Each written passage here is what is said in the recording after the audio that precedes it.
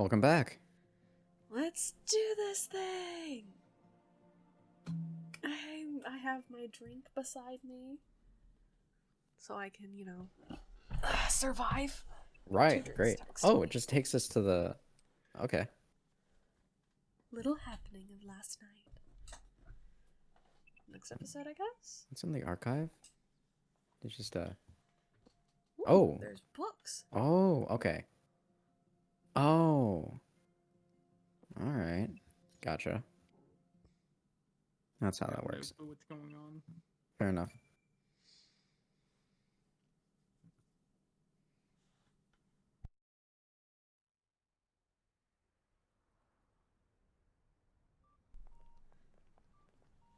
Oh yes, the ding dong noises. Boop, boop.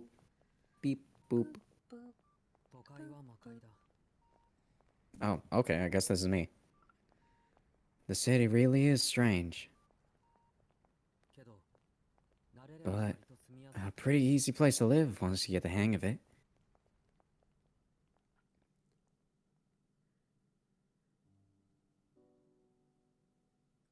Soujyuro sighed listlessly. He looked down at the winter schoolyard below, lost in thought.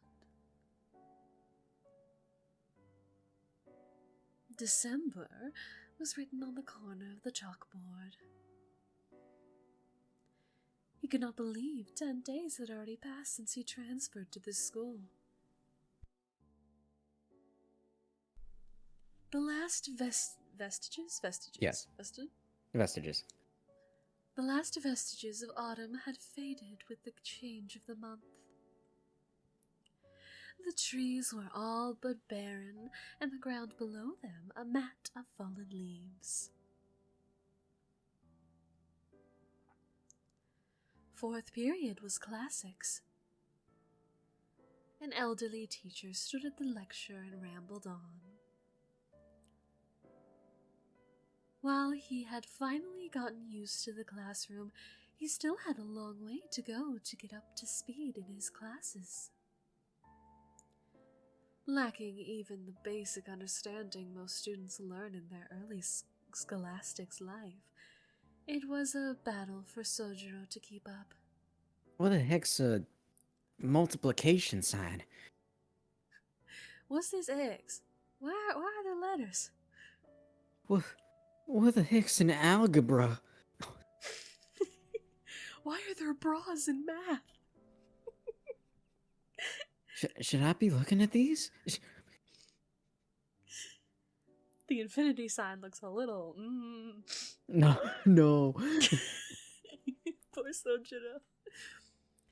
Even if he was unable to grasp all of the content right away, he at least tried to memorize everything, in hopes that he could make use of it down the road. The poor dear. Which is why losing himself in his thoughts was about the last thing he should have been doing. He would normally chastise himself for daydreaming, but...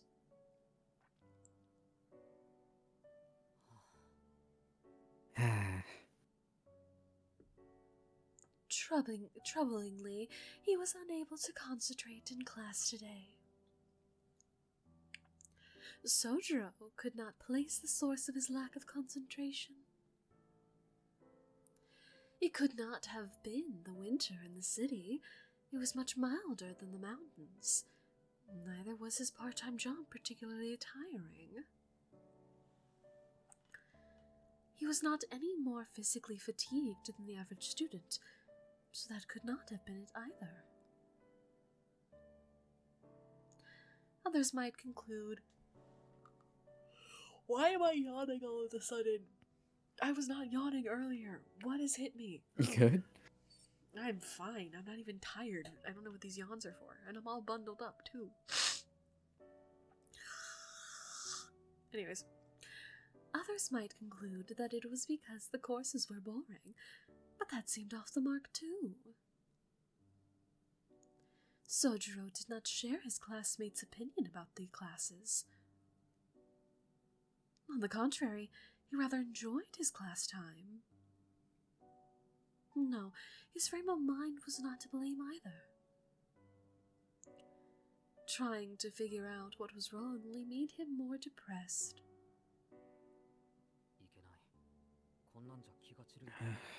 What's wrong with me? It's not like me to be so distracted. He scolded himself and turned his attention to the chalkboard. Yeah. The rhythmic ticks of the chalk were sending him into a slumber, but he somehow managed to resist their lullaby.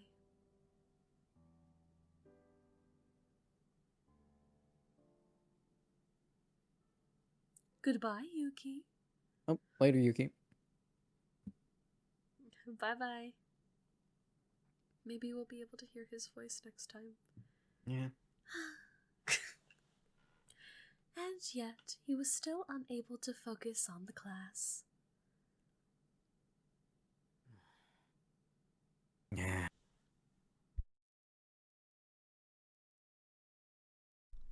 Soujyuro reflected silently, as was his custom, and sighed inwardly.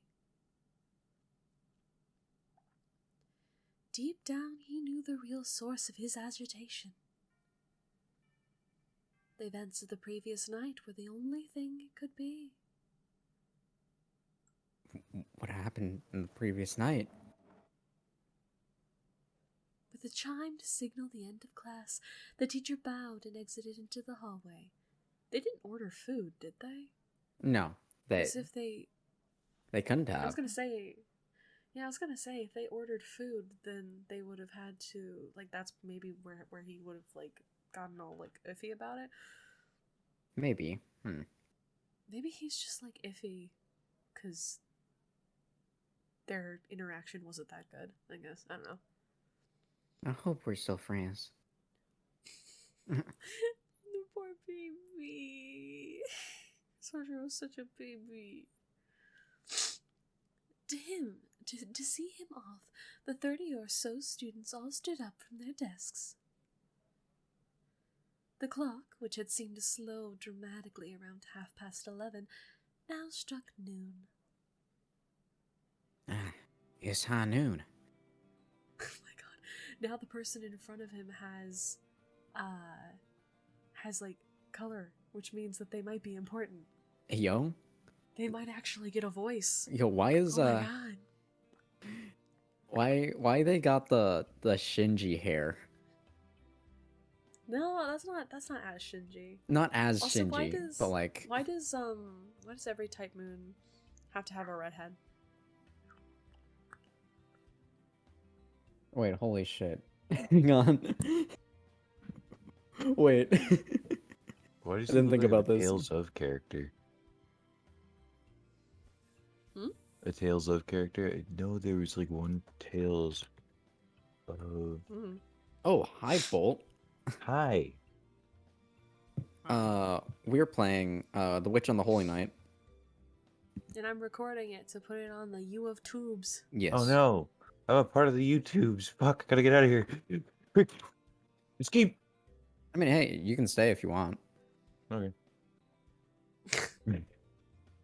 Yeah, we're just reading. It's all good. Yeah. Oh, It's a visual novel, literally. Yeah. Alright. My severe social anxiety will be saved for another day.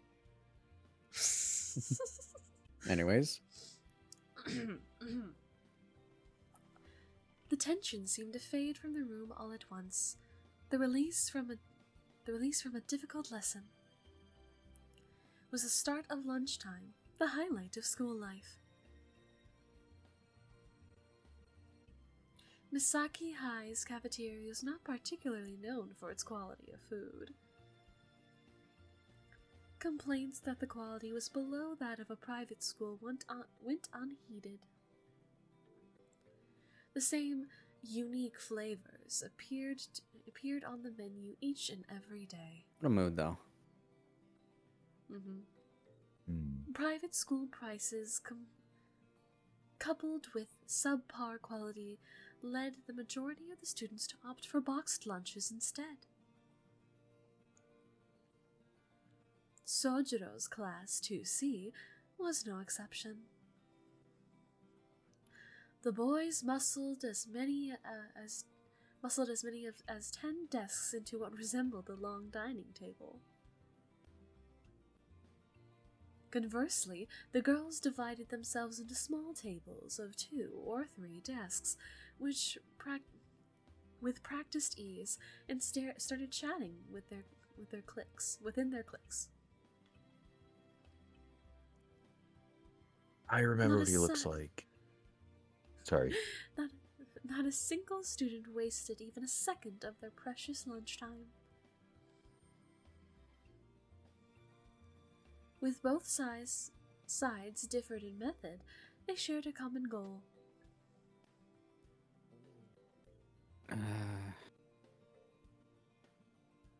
Soujyuro was struck dumb by the efficiency of the transformation. Even after 10 days, he was unable to keep pace with the rest of the class, and remained seated where he had sat during the previous period. Oh, all right. Hey, Suzuki, over here. The voice came from the large makeshift dining table near the window. This fucking guy. Why is there always a redhead best friend? Holy shit. And then their redheaded best friend became the main character. Oh no. It fused. My god. Anyways, Yo, we love that redheaded best friend. we do. That man loves swords. Ron Weasley? Hosuke Hosuke Kinomi? Hosuke Kinomi was beckoning him over while leaning back in his chair in a way that looked like he could fall backwards at any second. Oh, I can visualize it. Oh yeah, I've done that before.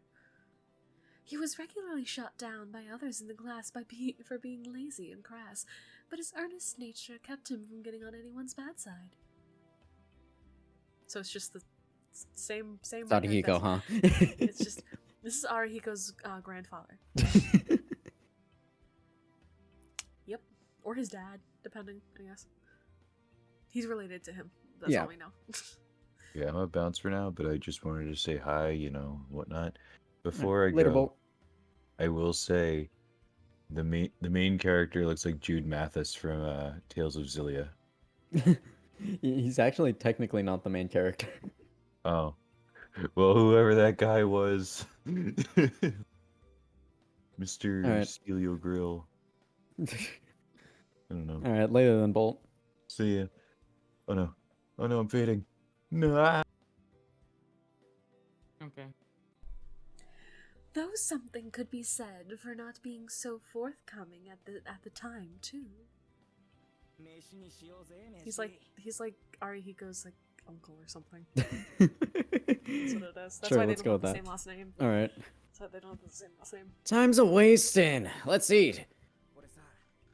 I've got a bunch of leftover spring rolls from yesterday, but when my dad saw them, he told me I shouldn't waste them. So that's the only thing I've got. Oh. It seemed his endgame was to find someone who might take pity on him and trade him for something better. Yo, man's looking for a trade offer. I see. The two of them worked at the same restaurant, so he was one of the few people Soujyuro knew before starting school. Ah. He pawns the cat outfit onto him. Ah, right. He was also the reason Soujyuro was able to learn the true meaning of the phrase, "Can't live with them, can't live without them." Yeah, Shizuki. Get your butt over here. It's the long-awaited canned food festival today. So we're really going through with this? We're absolutely sure we want to do this? You bet your ass we are. Sure, the stuff is processed as hell, but all the canned crab that you can eat? This ain't no sardines in a can, dude.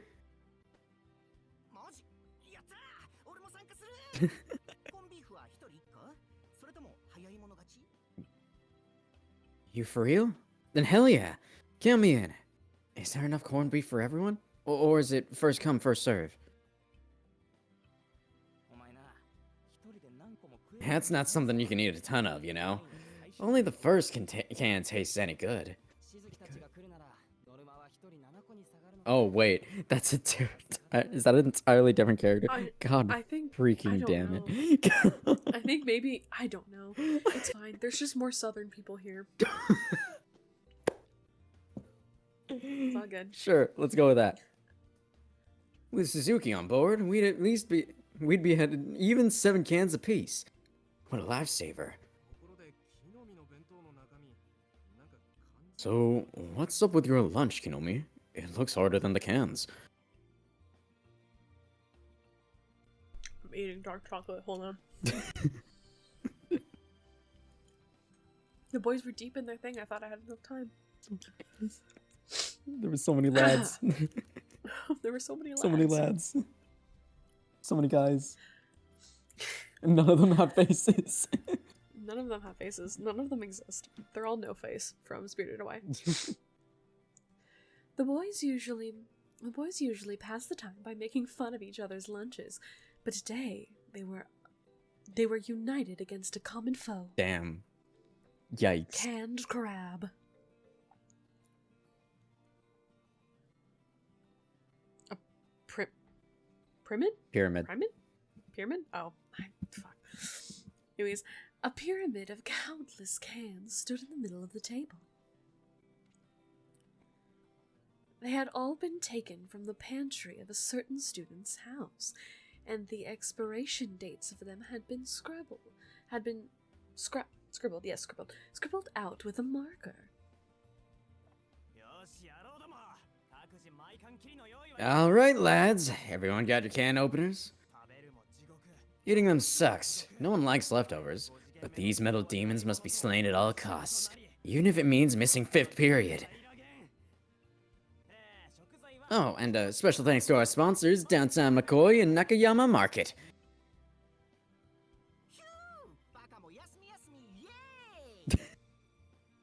Yeah, baby, let's eat.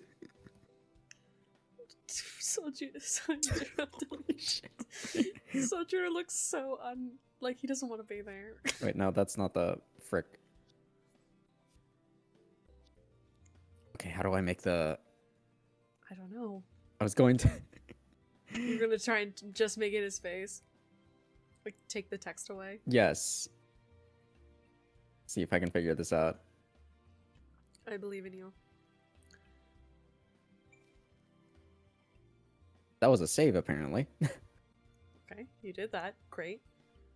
Oh. Okay, oh, okay, alright. You know what? It's fine.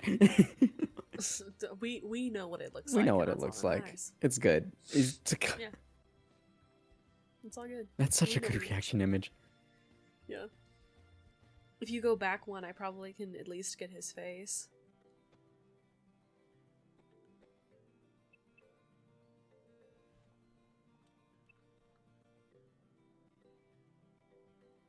Yeah, it's fine. Okay. It's fine. I'll figure it out. We'll figure it out. It's all good. Anyways.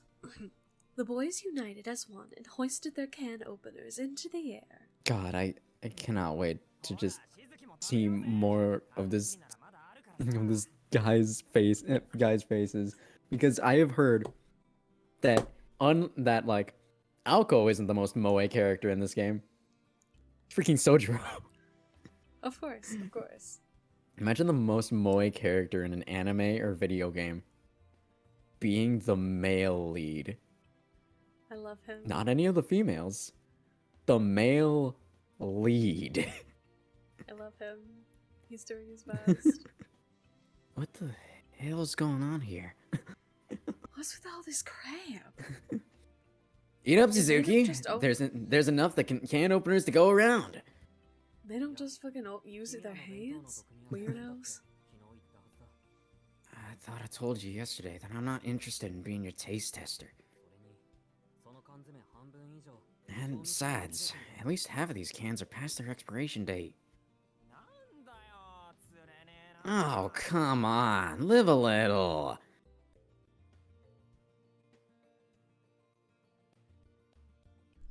described an inexplicably excited group of guys. Their real motivation seemed to be to spread the pain.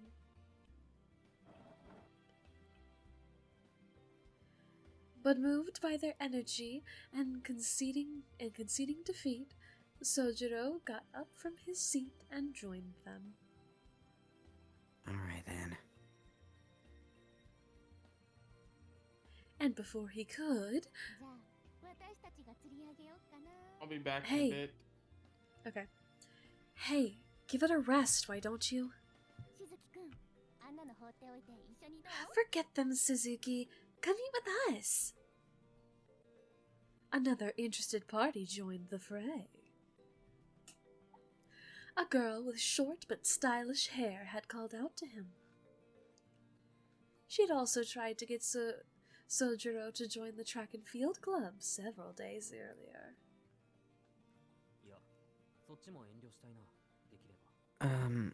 Thanks for the offer, but I'd rather not. He answered with a troubled look in his eyes, or on his face, too. On their table was nothing but a pile of fruit Soujyuro had never seen before. Like strawberries. What the fuck is that? What the hell?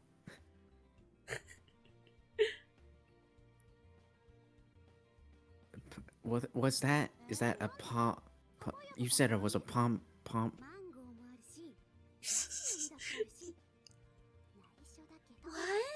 Why? You don't like papayas? Oh, we've got mango and coconut if you want something else. And don't tell anyone, but we've even got a yabari melon.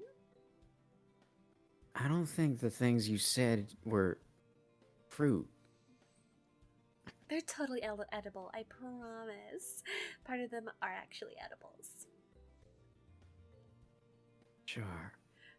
The members of the pass. fruit group pumped their fists in unison at that last delicacy.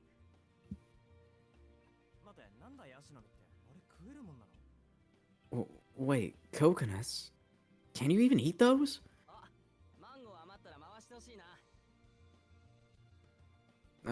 I'd like a mango if you have any extra.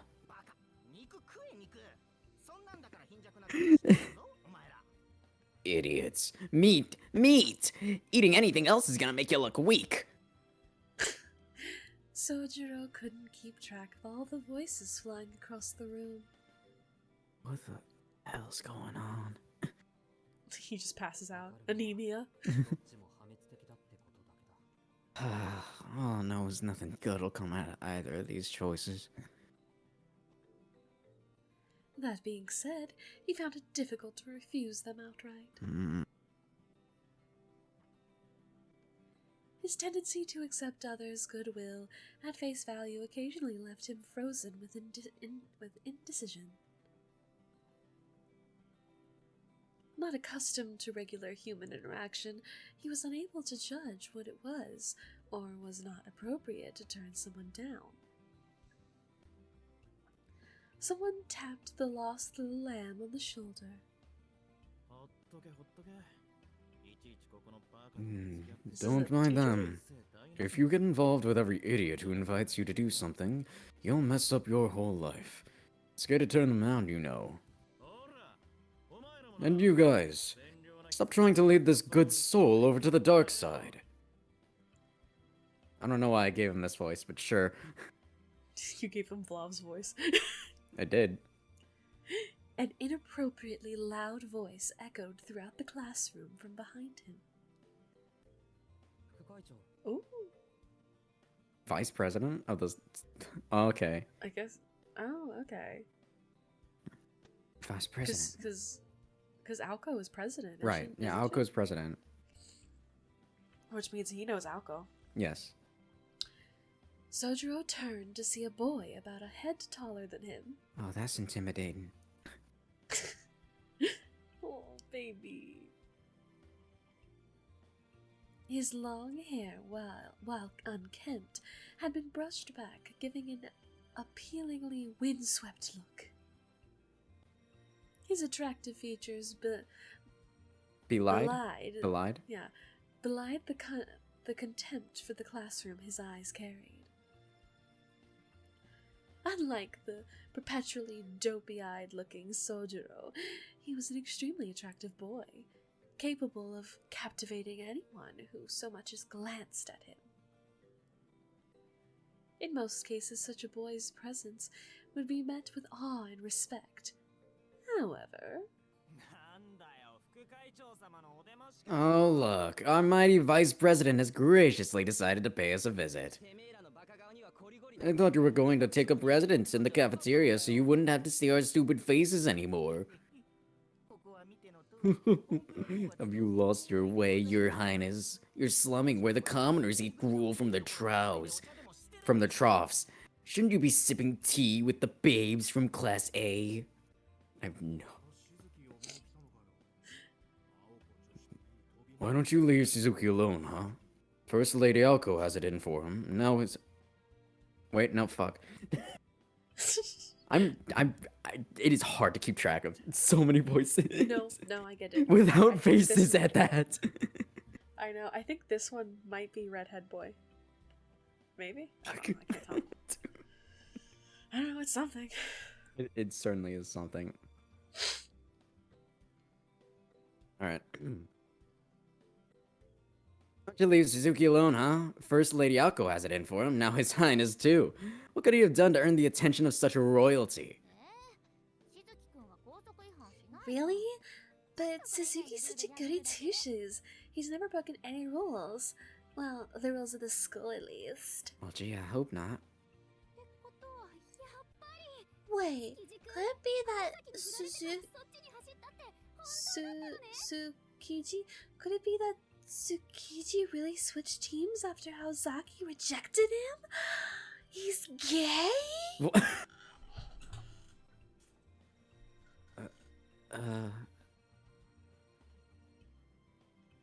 They continued to give him a hard time. So it seems. So, Soujyuro could not help but feel sorry for him. The class vice president, on the other hand, showed absolutely no reaction whatsoever. He glared at them with a bored look and simply raised his voice.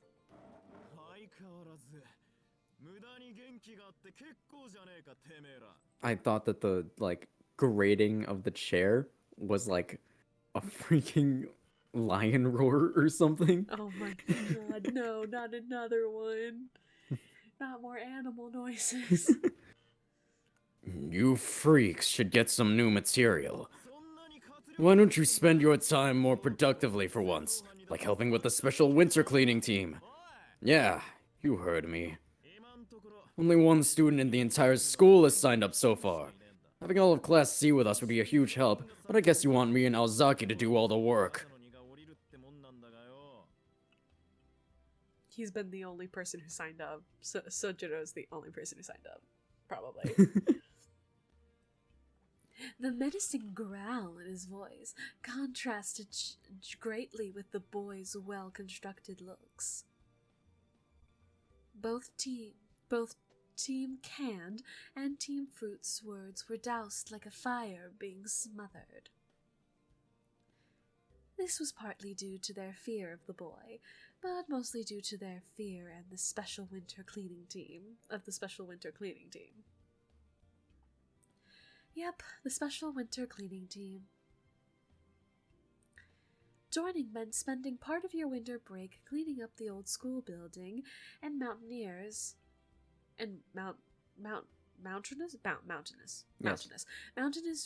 rear courtyard that had been neglected by the previous two student councils. It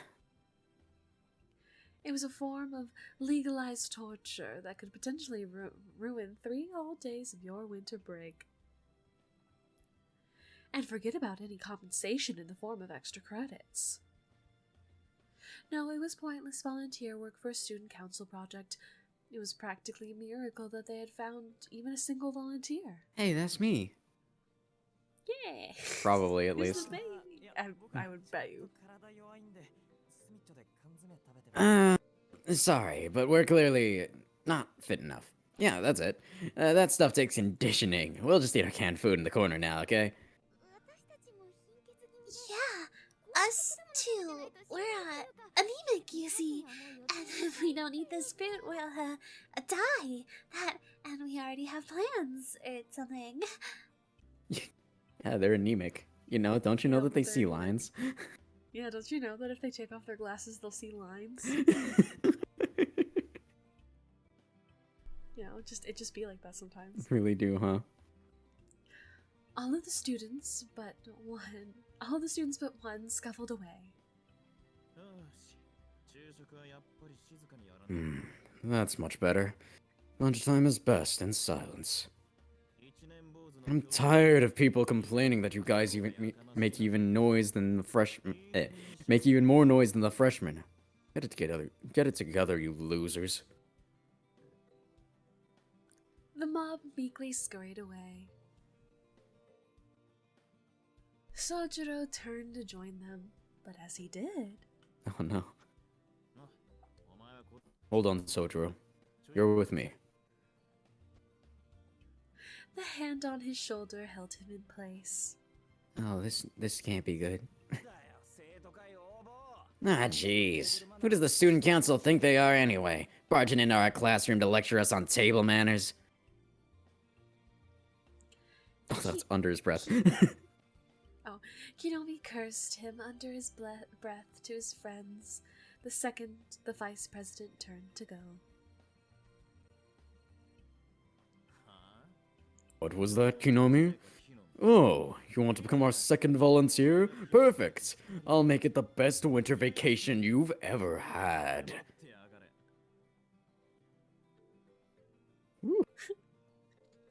The vice president must have heard everything Kinomi said, because he gave a thumbs up before figuratively jabbing it in his eye. Oh, is this guy for real? This is voluntary, isn't it? It ain't voluntary if you gotta force people to do it. Am I right? The problem child of Class C laughed merrily. That was yesterday. The school has since accepted the president's proposal that council members be able to forcibly enlist students for participation.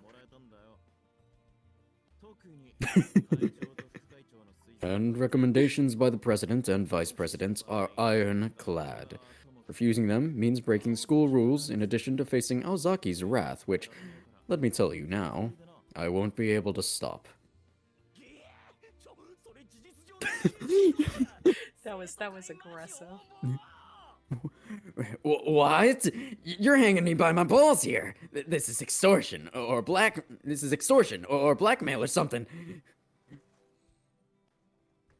Kinomi's terrified shrieking continued behind them as the vice president and Soujyuro left the classroom. Oh, the poor boy. His 3 days of winter break gone. He did it to himself. What am I going to do with you, Soujyuro? With me? Aren't you busy with other things, Vice President? The two entered the empty student council room. Oh my god. Ayo, Shiro and Issei? I'm sure most student council rooms look like this, but yes. I mean, fair, but like... hey, they gotta reuse backgrounds. It's I fine. mean, fair, but like I was mostly referencing the fact that like the fact that like our main male lead is friends with the student council. with the Oh yeah, no, that's what's happening currently. Yes. Do you think they have anything that needs to be traced on and fixed? I don't know if Soujyuro is that handy though. Considering that he's got bandages around his neck, something's up. He's got to be able to do something. Something. Misaki High Student Council had the use of 2 rooms. One was a large office specifically made for the student council. The second was an archive room, once used as a preparatory office for math courses. As the latter of the two, the walls were lined with densely packed shelves, making an already cramped room seem even more confined. I hope you're not claustrophobic. For this reason, it served more as a private refuge to the student council. The two students sat across from one another. Tobimaru Tsukiji. Tobimaru Tsukiji. He was the son of the chairman of Misaki High School and the vice president of its school council. Like Soujyuro, he was in his second year and first met the transfer student a week earlier when the task of looking after him was dumped onto the student council. I told you to stop calling me that.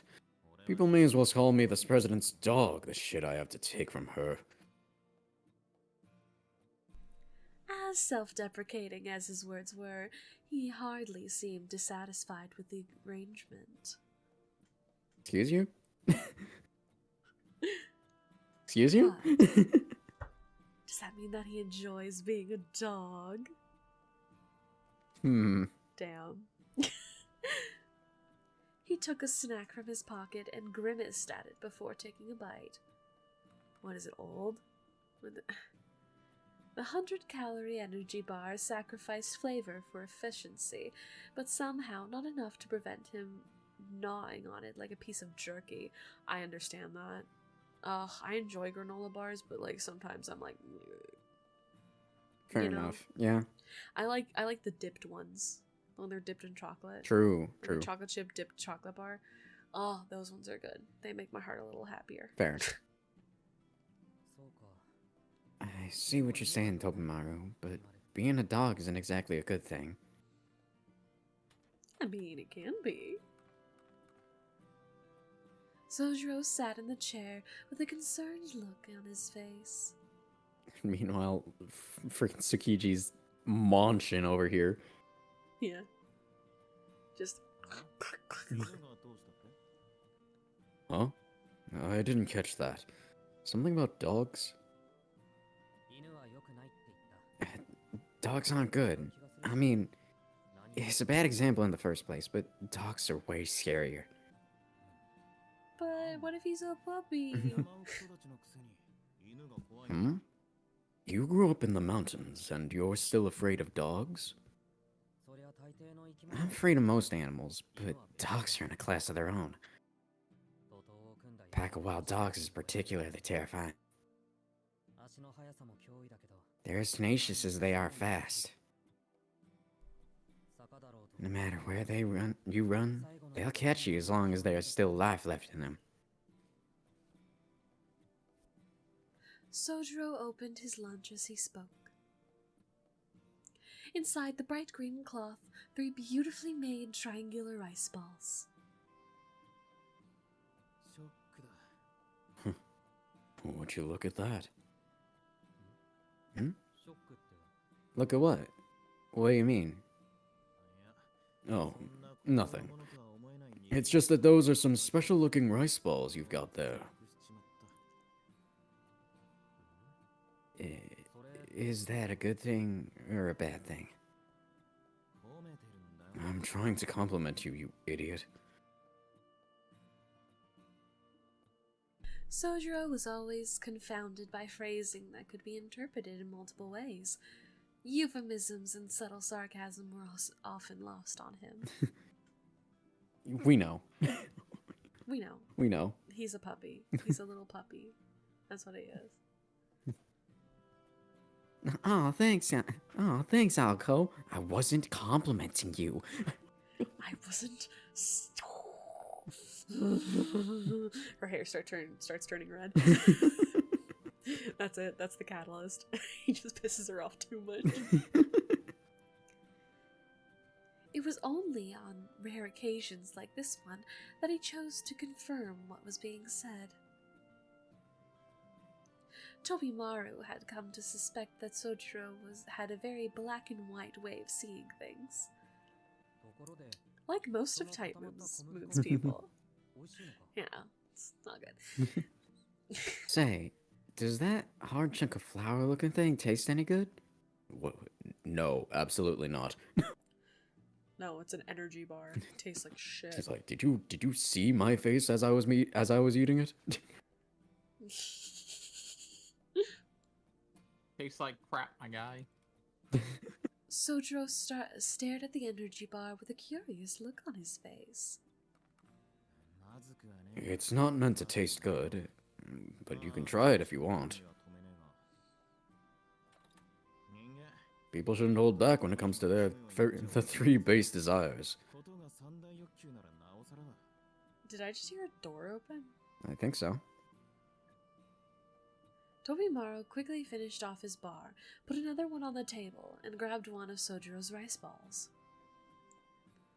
Soujyuro failed to notice the rudeness of the forced exchange and gave the proffered energy bar a try.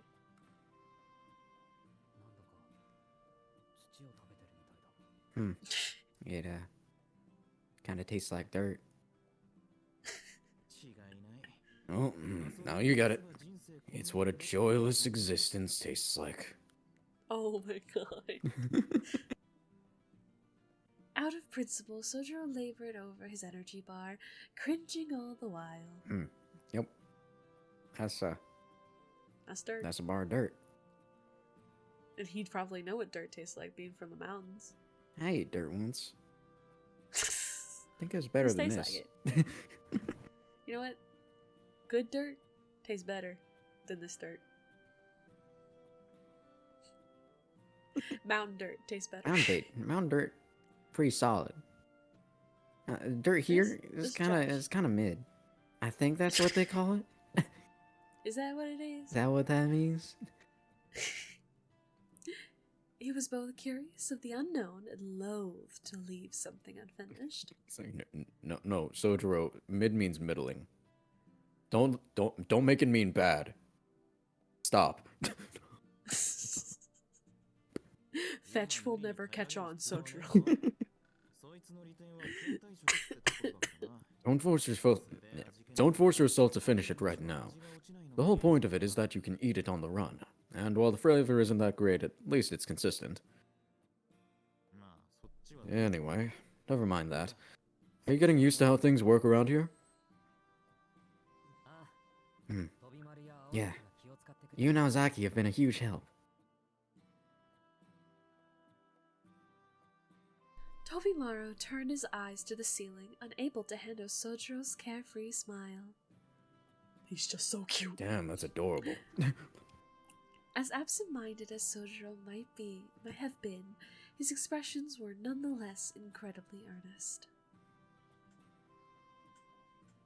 It was like poison to someone as self-absorbed as Tobimaro. Now we know why Aozaki goes out of her way to avoid him. He took a bite from the rice ball to steer himself away from such thoughts. Though now cold, the rice had managed to maintain its freshness, startling Tobimaro. Huh?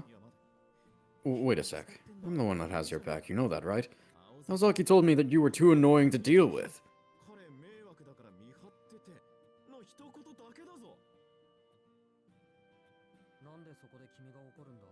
Did I say something to upset you?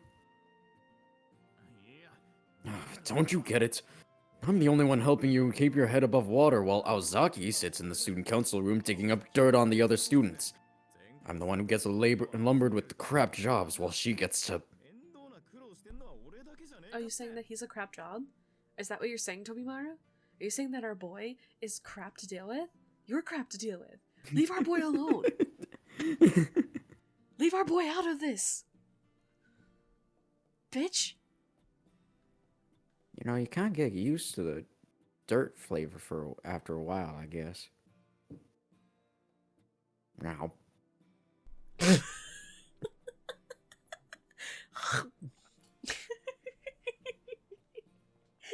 He's literally the most moe character in this entire visual novel. Baby.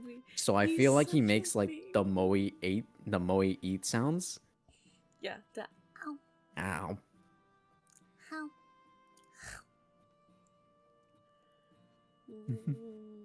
And then like when he chews, he's like. Yum, yum, yum, yum, yum, yum. He's a little baby. God, I love him. He's such a little baby. Tobimaru stopped himself, realizing how ridiculous he sounded. Soujyuro, rightly so, knew it was nothing to get this upset over.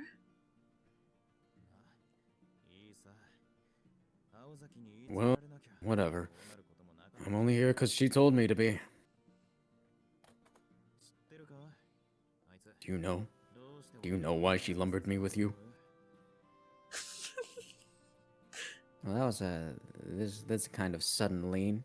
That was a very aggressively sudden lean. Just kind of like Is there an scoots back a anime little of bit. this? What? Is there an anime of this? Of which on the Holy Night? Yeah. I do not believe so. No. Ooh, they should do one. This is cute. Fair. I wanna see more Moe Soujyuro. Fair. I want animated Soujyuro. Fair. So true. He's such a baby. I know that he's not gonna have the southern twang that we give him, but I want Soujyuro. He's such a little baby.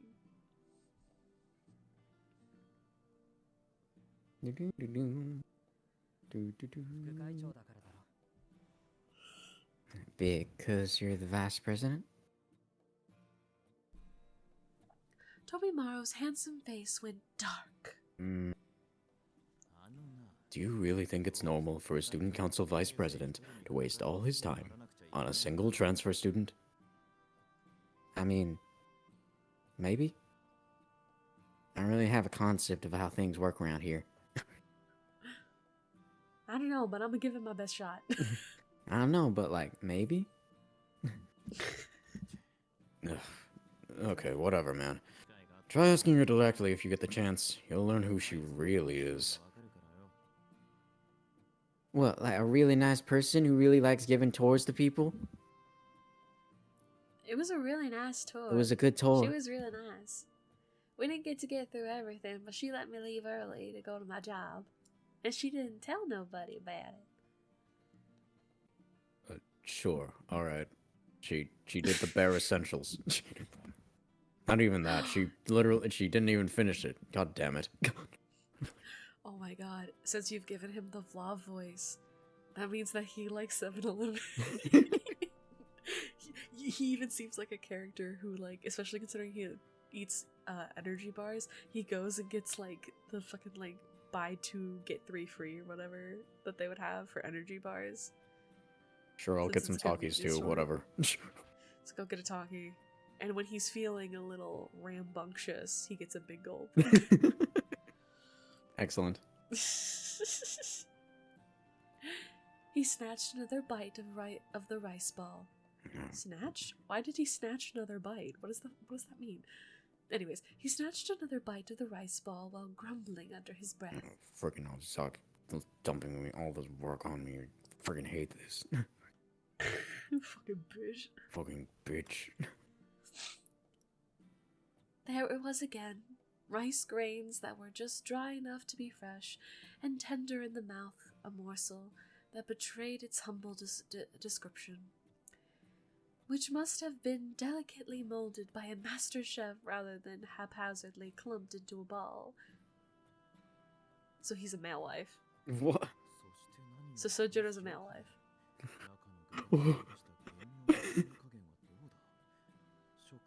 What? Yeah, Soujyuro's a male life. Got it. Immaculate. Immaculate, truly. Just the right amount of salt and the subtlest of soy sauce notes coming from the center. It doesn't just whet your appetite, it stimulates the desire centers of your brain and... Oh, wow.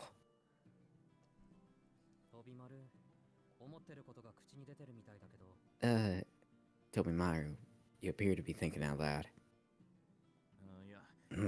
It's nothing. Just colored me surprised. Hey, Sonoji. I don't know how to feel about that nickname. What's this feeling? And what's this feeling anyway?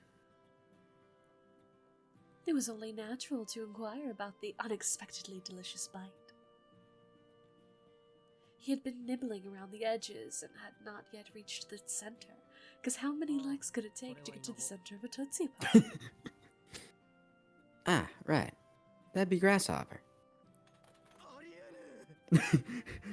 No way! The vice president choked on his cough. Actually, fun fact, if I remember correctly, grasshoppers do taste like soy sauce. Huh. Crunch.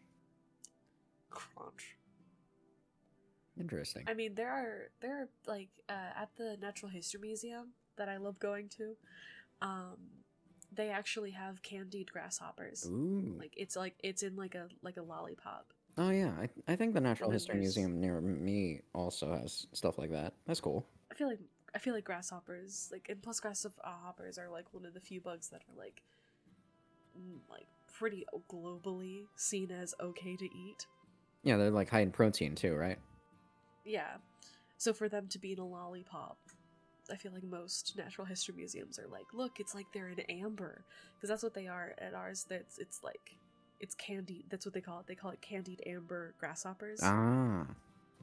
That's So cool. a lot of them are like that orange color. Some of them are like green or pink, but Right. most of them are like that amber color. Anyways, right, I'm the narrator. Yes. Anyways, he had assumed that Soujyuro would prefer earthly ingredients instead of seafood on account of his mountain life, but he had never expected he would use grasshoppers. Damn it. You should have warned me first, Soujyuro. Man, was that delicious. Oh, so he's dropping the nickname just because he found out that it was grasshopper? Oh, I was just joking. I think they call. They locked- I think they call us doing a bit of trolling. Oh my god. They locked eyes for a moment. It doesn't really look like they're locking eyes. No, not really. Good God, I really hate the fact that you know slang. Who's been teaching you this? I went to the library and I used the computer that they had there. Oh God, I can't believe it. He's been exposed to the internet. Also, there was a lady who was just in her underwear on the front page, and it said that she was in my area. And then the computer turned off when I clicked on it. So I don't know if that computer's broken or not. That's ruined him. It's broken. We're gonna have to It's salmon. restart that. I'd never eat a grasshopper. They're friends. Grasshoppers are friends. Grasshoppers not are food. friends. Oh, right. Yeah, I knew that. Of course it wouldn't be grasshopper. Yeah, I mean, you can't find fresh grasshoppers in the city to begin with. Oh, I love him so much. As curious as those words were, Dobimaru decided to let them go. Jeez, Soujyuro. That's not something to joke about. You want me to hurl or something? That seems like a US show. Don't say such bad things about Aozaki then.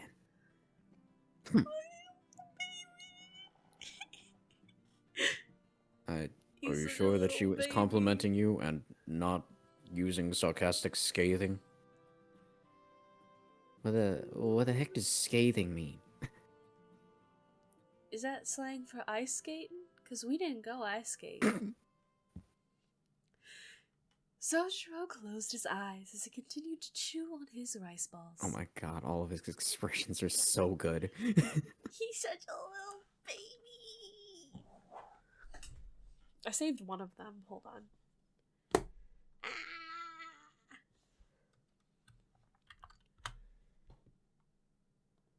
There you go. Anyways, Tobimaru watched incredulously as Soujyuro made no attempt to hide his disapproval. He's like, you said mean things about Aozaki, so you had to pay with the price of maybe thinking you ate a grasshopper. Jerk.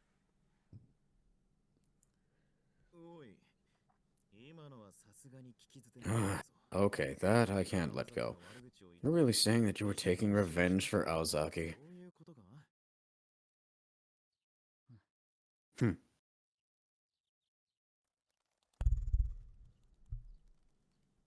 Soujyuro continued chewing. The country boy's silent protest said all that needed to be said. The vice president suddenly looked like he had been struck by lightning. That's an aggressive vibrate. What the? Oh, don't tell me you've fallen for Aozaki. You have, haven't you? Hey, I asked you a question, damn it! Tobimaru flew out of his chair and violently shook Soujyuro by the shoulders. Soujyuro opened his eyes. Forgot. You don't know what happened a year ago. Because if you did, you wouldn't be treading down this path of destruction, my friend. You've got it all wrong, but that's okay. Tell me what happened a year ago then, first.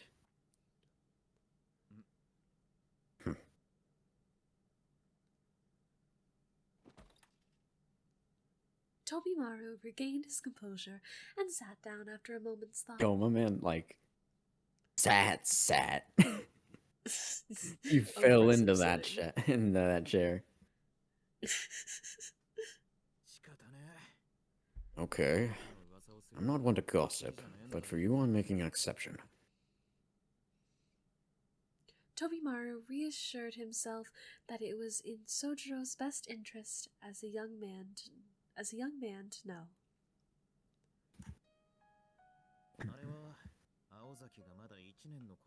It went down when Aozaki was a freshman.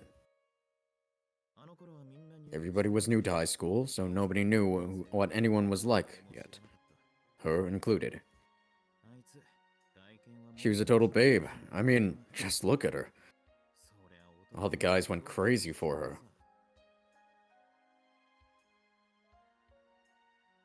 Little did they know that soon after they would go crazy for an entirely different reason. The first couple of months, the school descended into chaos. You gotta remember, that early on in the year, no one cared about class hierarchy.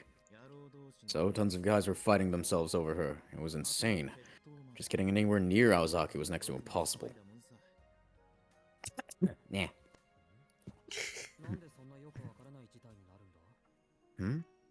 I don't understand. Why would that happen? Because that's what happens when 100 guys like the same girl. Duh. It would have taken Aozaki 3 months just to have lunch with them all individually.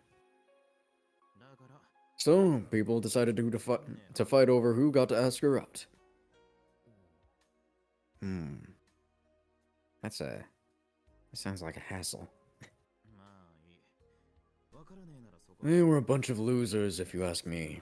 But what happened next is the juicy part.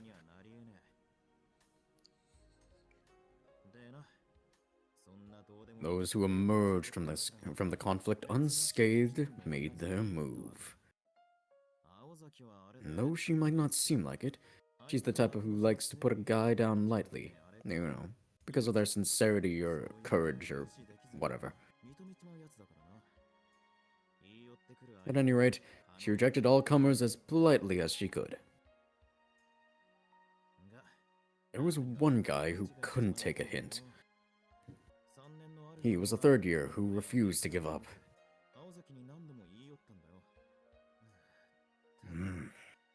Maybe he was a little bit nuts. It's hard to see it any other way at this point.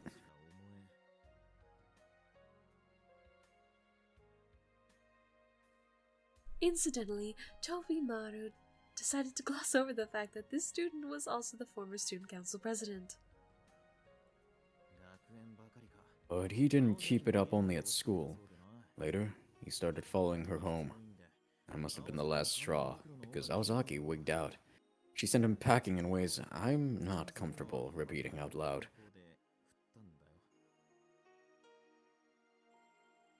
Oh, that must have been why she felt weird when she was going home. Oof. Fair enough. Yikes. Conclusion? Student didn't just request a transfer.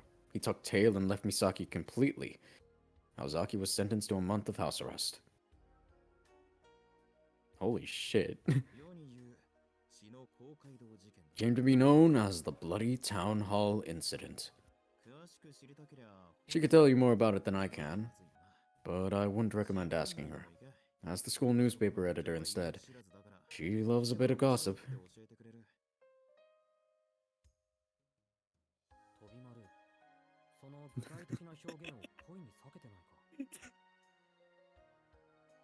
God, I love all of his expressions.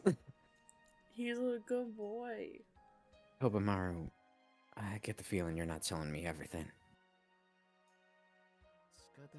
Hey, you'd do the same if you were me. I may be the board chairman's son and all, but something's scary in me. And I don't know about you, but I want to graduate in one piece. Want me to freak out every time I see a girl in a school uniform? Oh.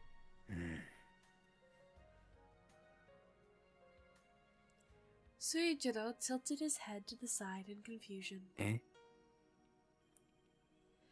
Tobemaru had lost him with that comment. Well, whatever. What is it about Aozaki that you like anyway? He tilted his head again, this time to the other side. Eh? Whoa. Are you really that hot for her? Because if your heart pounds in her presence, that could be caused by fear. Because if your heart pounds in her presence, that could be caused by, fear, you know? Tell me you aren't stupid enough to like her for no good reason. He tilted his head even further. Eh? He's a puppy. He's a baby. When Tobemaru was saying sounded off, but Soujyuro decided not to press the matter. I guess he doesn't know what it means to have the hots for someone. All the more because he found many of his own emotions towards Aoko Aozaki to be incomprehensible. It is kind of strange, to be honest. I don't even know her that well.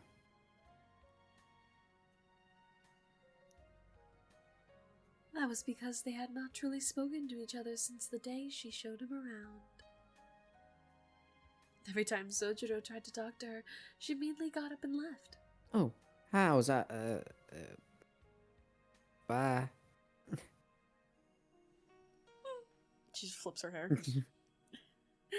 As fate would have it, they ended up working together that recent Sunday, but made only idle chit-chat on the way back. What do they work together? There's something you don't know either, Tobemaru. Sometimes I feel someone's gaze on me, and when I turn to see who it is, she's there, looking like she's worried about me, that I'll mess up. I know what you'll say. She just happened to see me in the hallway and was keeping an eye on me. Maybe she secretly wishes she could ignore me when we pass each other. But whatever the reason, I believe her concern is genuine.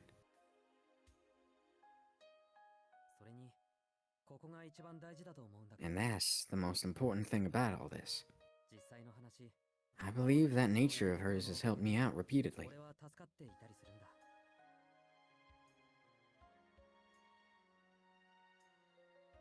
His tone was measured and sincere.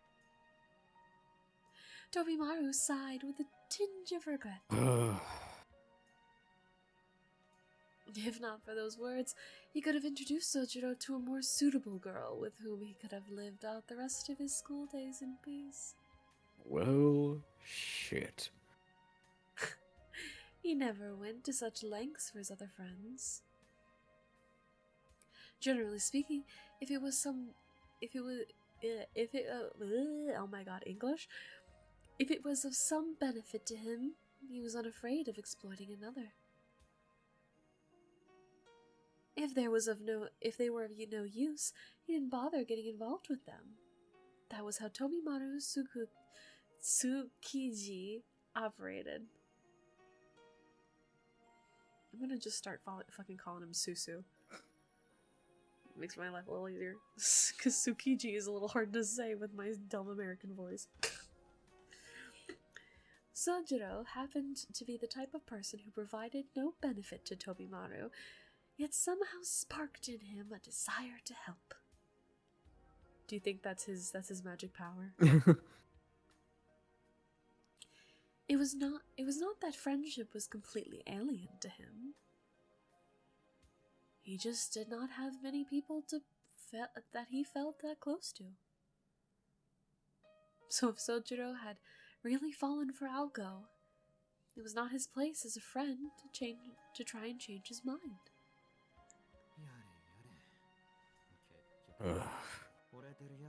Well, I guess it's true that love knows no reason. The heart wants what the heart wants, or whatever. I wouldn't say there's no reason for it. I can think of one at least. I thought she was beautiful the moment I laid eyes on her.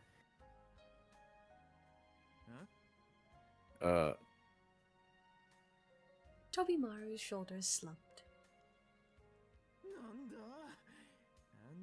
After all that, you just like her for her looks? Oh my god, listen to yourself, Soujyuro. Hey, what's wrong with appreciating beauty? I don't think there's anything wrong with judging someone by the way their physical appearance works hard to create.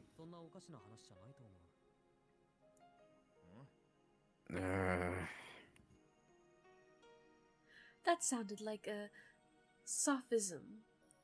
A sophism? Sure. Okay. A sophism to Tobimaru, but he had no counterpoint to offer. Okay, alright, I get it. I'll let it go. It's none of my business who you go after anyway.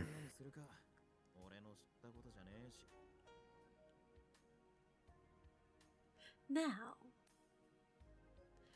about the one major thing that Tobimaru had been mistaken about this whole conversation. Namely that Soujyuro was not head over heels in love with Aoko and hoped to go steady with her. He really liked her as a person. I think she's kinda nice. I just want to be your friend. Nobody could have foreseen the massive calamity that would be caused by this simple misunderstanding. I've just got one piece of advice for you, Soujyuro. Just because Aozaki fights with someone doesn't mean that she hates them. And just because she's nice to someone doesn't mean she likes them.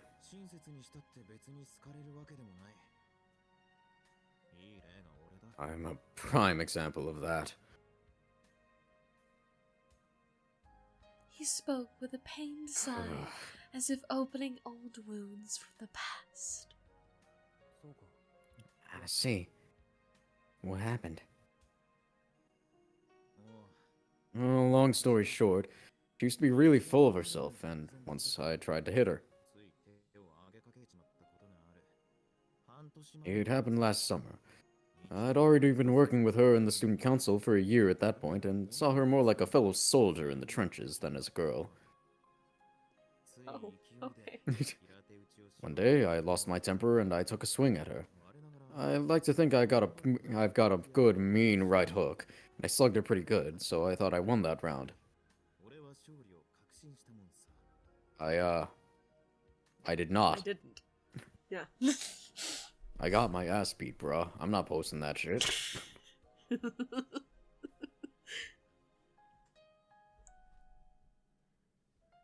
He had a distant look in his eyes as his words trailed off. Next day, when I came to the student council room, I thought she'd be spoiling for a fight. But she was the same as always. And since then, we've simply continued working together as president and vice president.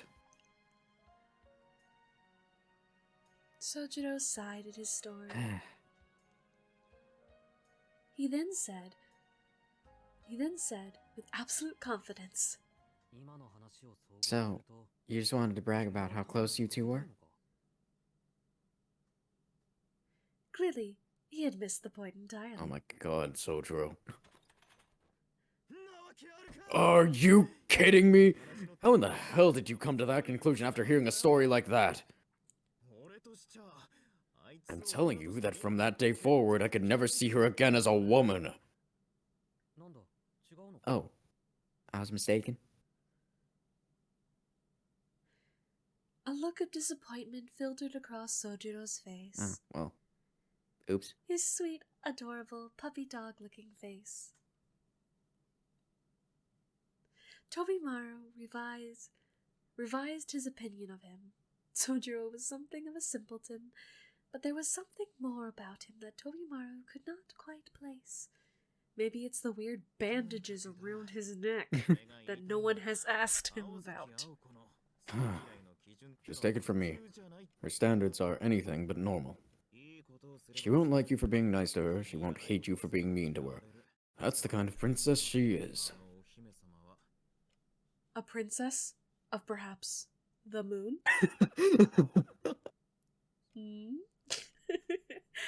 Soujyuro answered that he would keep it in mind as he looked at the clock. They had been talking for a while and lunch was almost over. Tobimaru Tsukiji? More like Tobimaru Tsukijime. Am I right? It's Suka Himple Dimple all over again. Freaking god. Is there anything else you wanted to discuss?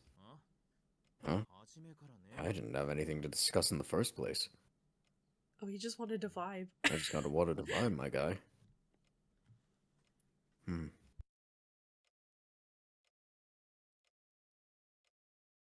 I forgot I was the narrator for a second. Anyways. Why had Tobimaru even brought him here in the first place? Soujyuro tilted his head in wonder, but shook it off to deal with the more pressing matter at hand. Could you stay a little longer? There's something I want to ask you. Yes? Tobimaru sat up straight, having never seen Sojuro's face to look so serious before. Soujyuro set aside his rice ball and cleared his throat. It's about something that happened yesterday. He spoke solemnly. And as carefully as possible, he recounted what had occurred the night before. Oh, we get to find out why he was all weird. Ooh.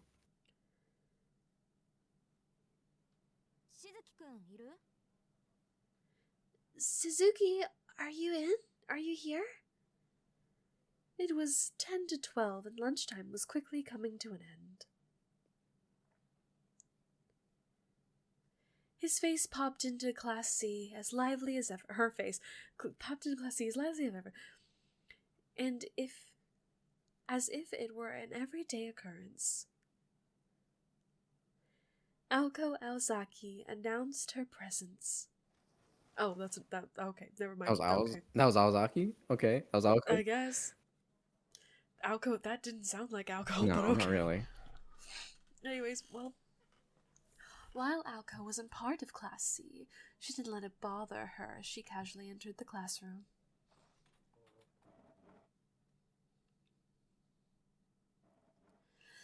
In contrast, the baby birds, who had been so noisily chirping while eating lunch, quickly quieted and began to rearrange their seats. Oh, I guess they're birds now. Are they trying to tell me something? She bristled internally before looking around the room. She could not see the male student she had come here to find.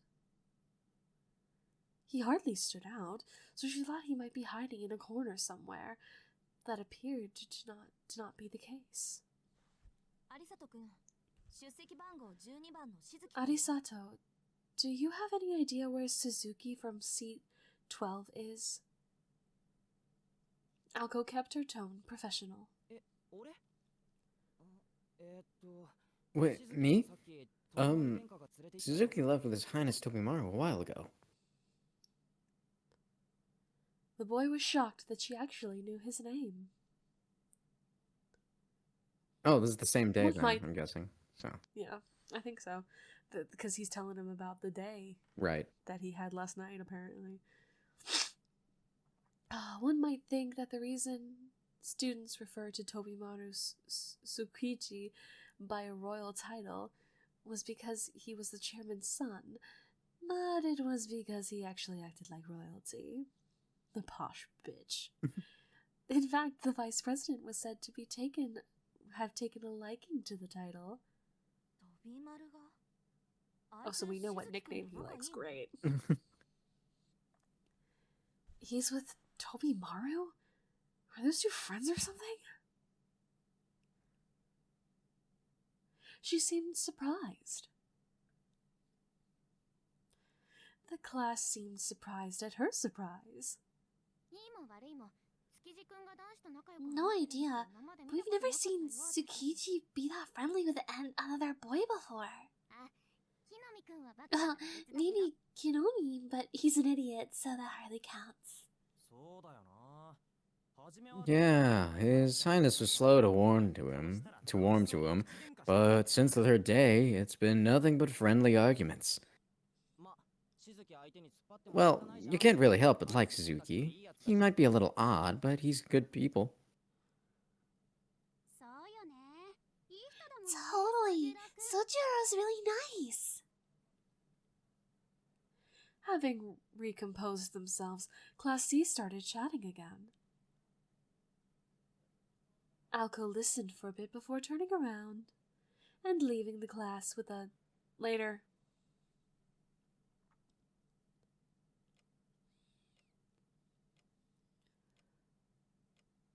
All that Soujyuro talk finished as quickly as it had started, and you don't get to hear any of it. Damn.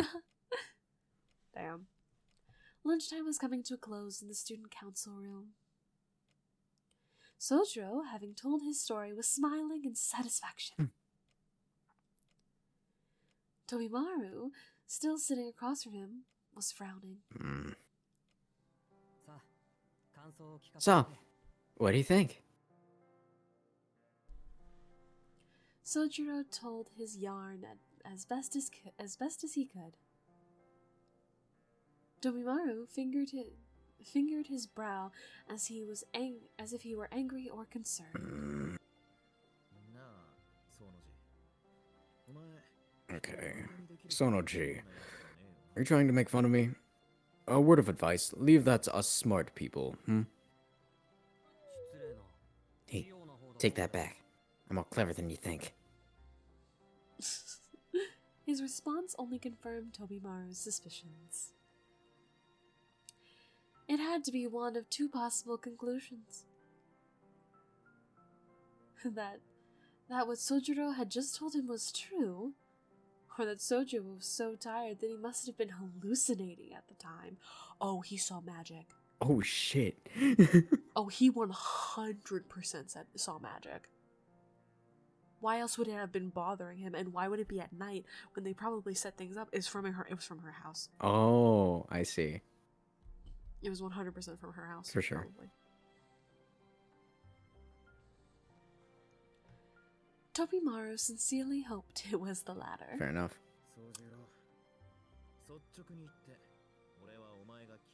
To be honest, Soujyuro, you're growing on me. Anybody that never lies can't really be considered human. So, for a misanthrope like me, I suppose you could say it's easy to like you. But if you're gonna stick to your dumb story, I'm not sure what I'm gonna do for lunch starting tomorrow. Well, why not just eat in the cafeteria? Hearing his suggestion, Tobimaru's face darkened. Oh my god, you've got to be kidding me. Okay, I'll spell it out for you. You were hallucinating. If you still insist you saw a ghost, I'd be more than happy to introduce you to a good psychiatrist. Oh, he thinks he saw a ghost. Look, buddy, I think it's just been all the gas leaks that have been happening recently. Not the gas leaks. No. Not the gas leaks. No. Not our boy. Like, He's too pure to be around a gas look, leak. you gotta be a little careful, alright? The gas leaks, they're really wild around here, okay? Oh my god. Alright, so that's your take on it. Good to know. Oh my god, you gotta be kidding me. As bitter as Tobimaru's words might have sounded to most, Soujyuro swallowed them whole. Gulp. Ow. I already figured as much. It sounds like a tall tale to me, too. I was starting to wonder if it was normal for that kind of thing to go on in the city. So I wanted to hear your opinion. Satisfied, Soujyuro No, finished off no, his last no, rice ball, and neatly folded the cloth. Hey, hold on a second. You didn't actually think it was normal for people in the city to breathe fire or extend their arms like they're made of rubber, did you? Dude, that's in One Piece. I was just thinking that, like, yo ho ho, he took a bite of gum gum. Like... Oh my god. So he saw magic. Good. He's like, well, not normal as much as within the realm of possibility.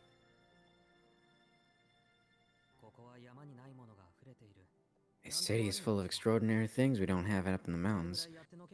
Thought it might have some extraordinary people as well. That his face was as serious as it was made Tobimaru realize just how big a culture shock Soujyuro must have been experiencing. Living up in the mountains with no electricity. In a place where the night sky was as it always has been, where humans were just one more organism in nature's garden. It makes sense that those conditions would create a boy like him. The idea of children growing up so pure was an appealing one, but maybe it was natural to forego civilization when your population was so small.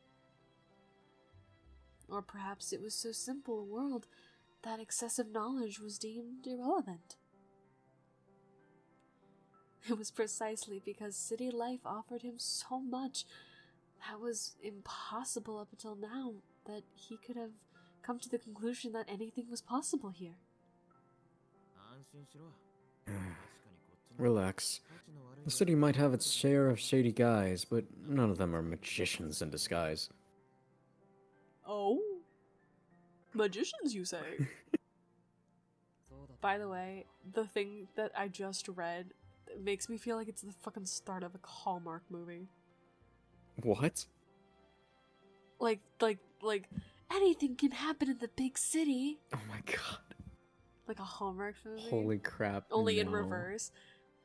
Only in reverse, because Hallmark movies are always about a big, strong, independent woman who's going to her hometown where she meets a log man who really tries to be nice to her, but she's a bitch at first, and then she sees that he has a heart of gold, and then they fall in love and they move in together, and she doesn't go back to the big city because that's for nerds.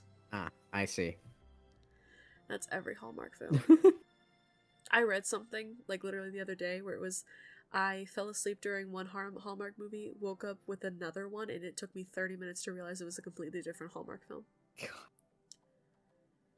If that doesn't tell you how generic and cookie cutter Hallmark films are, I don't know what will. So Fair enough. they be like that. I hope you're right. but Soujyuro seemed unsure. What were they going to do about the magic of Christmas? Oh my god. Anyways. And on Tobimaru's part, there were things to Sojuro's story that he found hard to swallow. Whether true or not, the incident Soujyuro had described was disturbing. What are we fighting in this game? Good question. I'm sure. Are we fighting anything? I'm sure we'll find out. Anyways, for the time being, let's assume what you say actually happened. That would ultimately mean that one of our school students killed someone in the park last night, and that neither of the parties involved were normal. As a newcomer to town, Soujyuro assumed that everyone his age was a student at this school. For better or worse, he was right. One of them was equipped with a flamethrower, while the other had a naginata, or at least a bladed weapon resembling one that was a good few feet in length. Soujyuro bobbed his head up and down as he listened to the disbelief in Tobimaru's voice. Hearing it repeated by someone else, you could see how someone might think he was taking them for a ride. Yeah, that's right. Yeah, exactly what you said. Hey, look, I'm not crazy. It really did happen like I said. Give it to me straight, Soujyuro. You're pulling my leg, aren't you? No, I'm not. And yeah, I just learned what that expression means.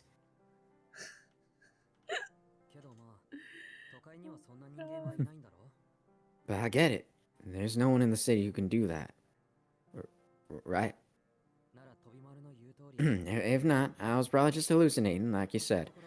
Working part-time while I study for exams has been pretty tiring. Winter break was just around the corner, and the end-of-term exams were but a week away. Both were proving formidable opponents for Soujyuro. I don't even know the basics, so I need to study twice as hard as everyone else. I mean, anyone would start to lose it if they did nothing but study, right? I wouldn't say you're losing it, but you're definitely pushing yourself too hard. Maybe cut back on the work a bit until exams are over. I've tried to cut back, but a lot of people take off at the end of the year, so they often ask me to fill in for the shifts. He shrugged helplessly. It was obvious from his words that he had been busy. Even if he was not going crazy, lack of sleep could have caused him to daydream, even if this all did go down in the middle of the night. Sounds tough, Soujyuro. Yeah, city life has been exhausting. Soujyuro nodded, with a pained look on his face.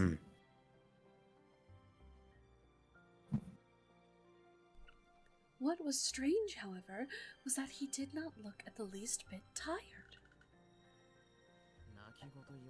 I'm impressed you never complain about it. Oh. I'm impressed you never complain about it. You always look like nothing bothers you at all. Well, that's just because it isn't bad enough to bother me. As he answered, Soujyuro looked at the clock on the wall. Lunchtime was almost over. Oh, Tobimaru, the time. Oh, really? It's that late already? You can go on ahead. I still have things to do. Soujyuro watches as Tobimaru made a gesture that seemed to lament the life of a student council member. He's not the president, he's vice president. Yes. His eyes looked as if they were looking at a piece of art, not understanding its value.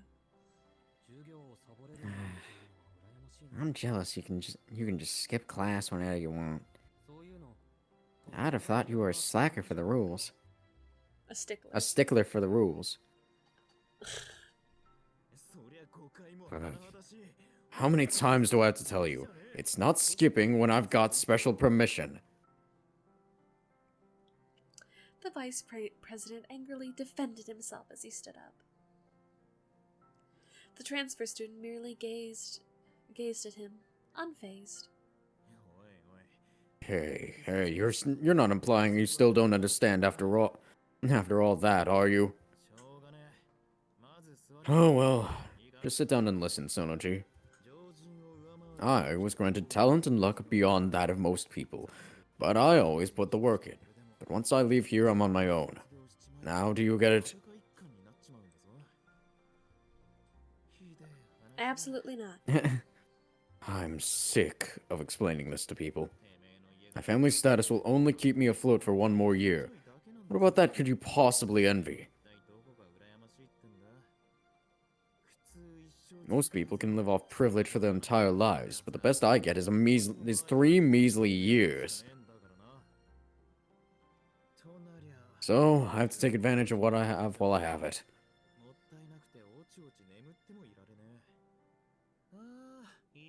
Just the thought of having to count beans like the rest of the idiots out there gets me livid. The adult world is gonna kill me. The envy alone will be enough to destroy my fragile heart.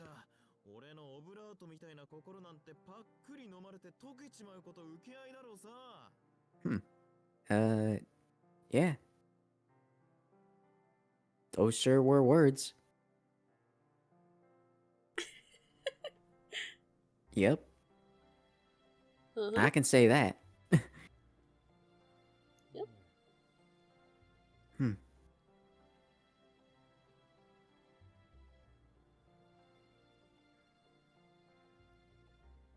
Oh, that's me. While he must have been joking, Soujyuro took his tone to be completely sincere. He listened as he envied Tobimaru's ability to be so open about his feelings. From his frame of reference, there was nothing he could do but take Tobimaru for his word.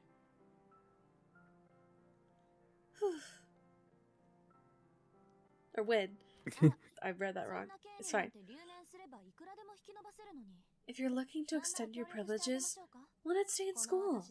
I'd be more than happy to arrange that for you. Oh shit, she's here. It's her. No. No. The door to the student council room flew open, washing away Soujyuro's half-hearted response to his friend. The frosty statement destroyed the warm atmosphere of the room. Oh, no, it's too late now. And it also marked the abrupt end to Tobimaru's Tsukiji's reign there. No, I just meant that our dreams are something we take hold of ourselves.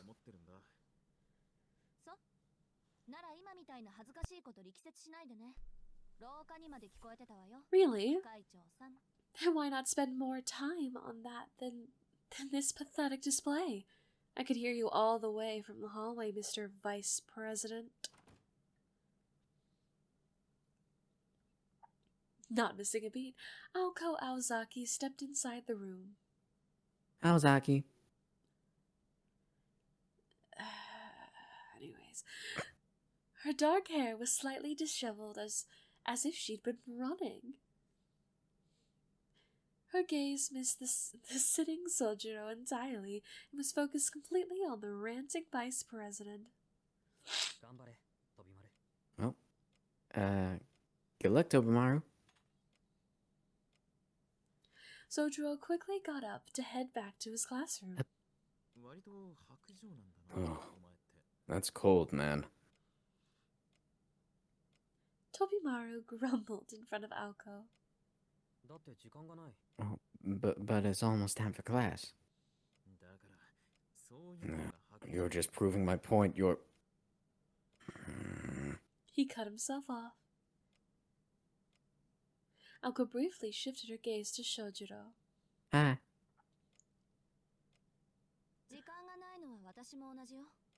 It's not like I have time for this either, you know. Feels like I'm always having to clean up after you. Not a compliment. It was her honest opinion.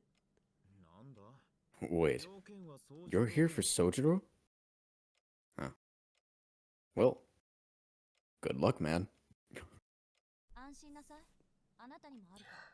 Don't worry. I'll deal with you next. And right back at you. Oh, God. Her eyes shimmered with a murderous glee. It was slightly different from the more sullen gaze to which Tobimaru had grown accustomed. Not a fan of that look. That's scary. For whatever reason, Aoko's mood seemed worse than usual.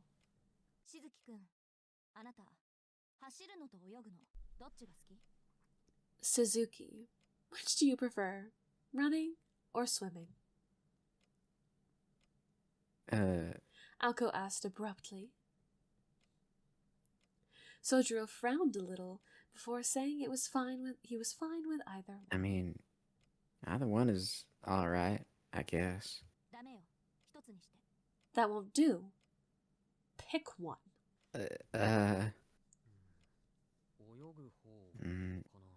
Swimming, I guess. Why do you ask? Because you still haven't joined a club. But there's a lot of them. A succinct reply. None. One that left no room for Soujyuro to object. You've read the school regulations. All students must participate in club activities. I'm not the biggest fan of it myself, to be honest, but a rule is a rule. Oh, that's crazy. How can I possibly find the time for that? How indeed. An equally terrace response. She was typically to the point, but Tobimaru got the impression that she was expressly trying to keep her interaction with Soujyuro short. Yeesh.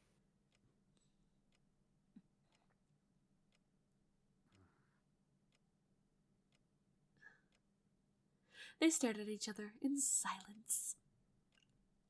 Can I get a class now? Tobimaru stewed? Yep. Dude. Tobimaru stood breathlessly silent on the sidelines until Soujyuro broke the impasse. I thought you of all people would understand, Aosaki. I mean, of course you do.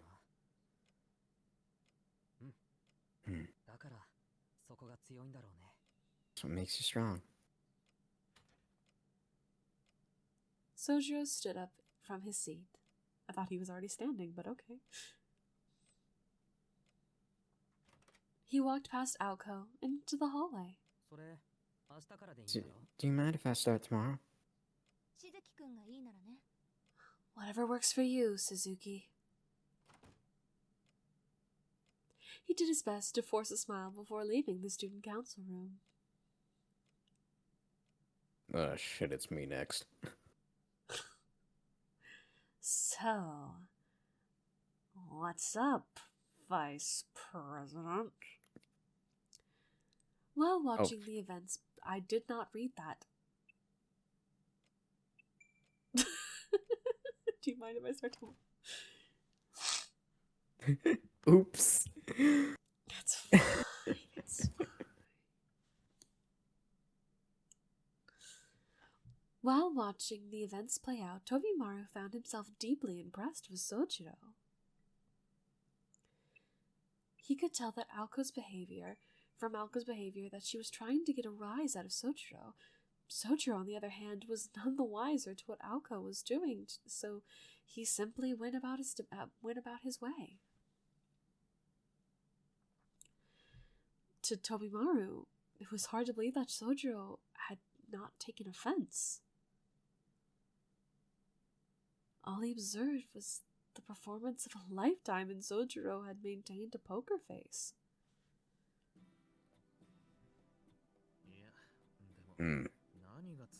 The kid has some balls, huh, President? Huh, President? He looked at Aoko curiously. Aoko stood completely still, staring at the wall. Hey, Aozaki? Aoko showed no response. Yo, President. Earth Aozaki, come in, come in.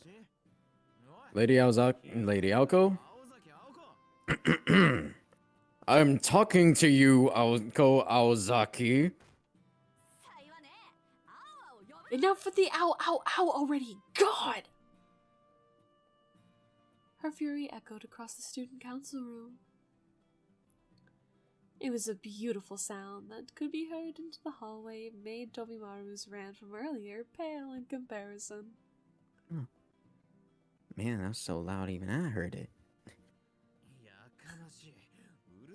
Look who's talking, Miss Megaphone.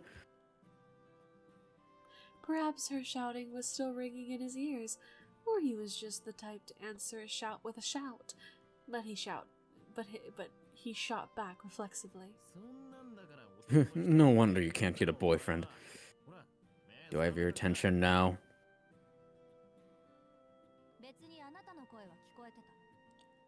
I could hear you before. I was just ignoring you because you were annoying me. And I thought it'd be easier than getting you to shut up. You've got some nerve. Am I a mosquito to you? A mosquito would offer better company, so no. What exactly is that supposed to mean? We've never seen eye to eye. Talking to you is like going on a date, both pointless activities.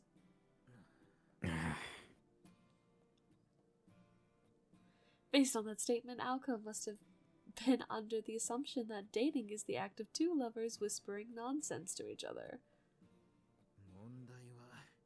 The real question is what the hell qualifies as company to you? But whatever. You could, ease off a little from time to time. Always trying to smooth things over with that silver tongue of yours. At least I'm trying.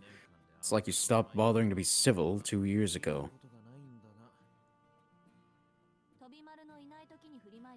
I'm always civil. Just not when you're in the same room. So that's how it is. You're still upset with me for that for what happened, aren't you?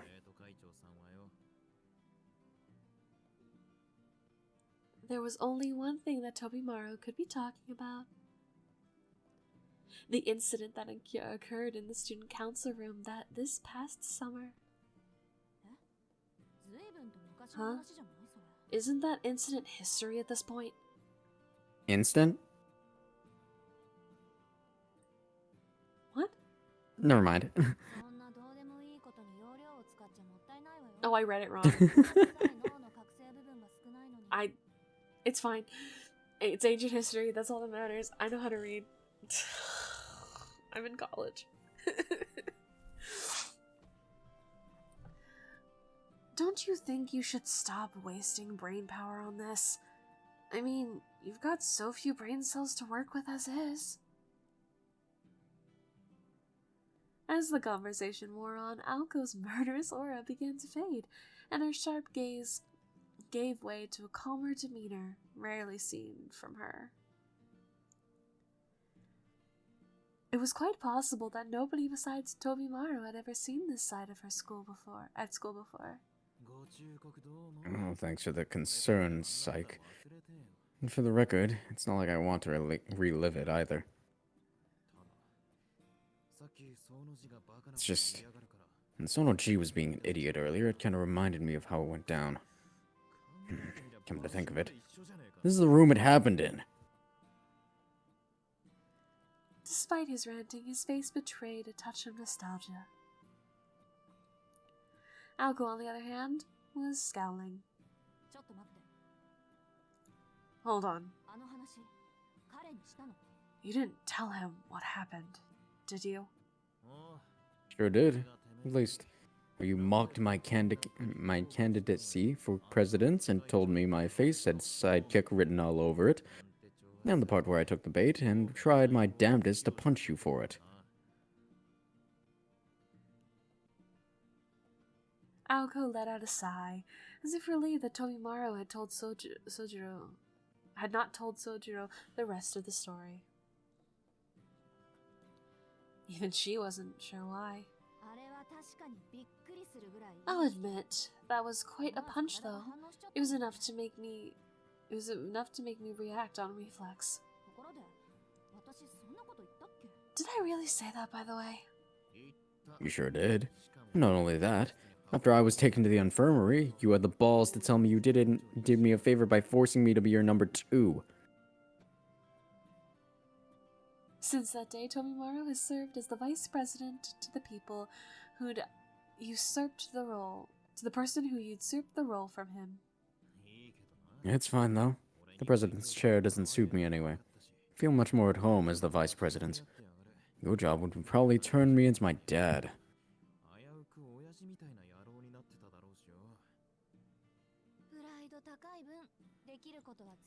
Your pride's never allowed you to give anything less than your best.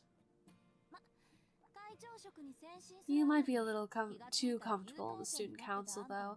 Makes me wonder how you would have looked as an honors student. Oh, don't even go there. Even thinking about it gives me the creeps. Having one wolf in sheep's clothing around here is bad enough. Tomimaru shook Aoko away like an annoying pest. He was a typical example of the crude verbal abuse that they exchanged on a daily basis, with a witness that only 2 long-time foes could manage.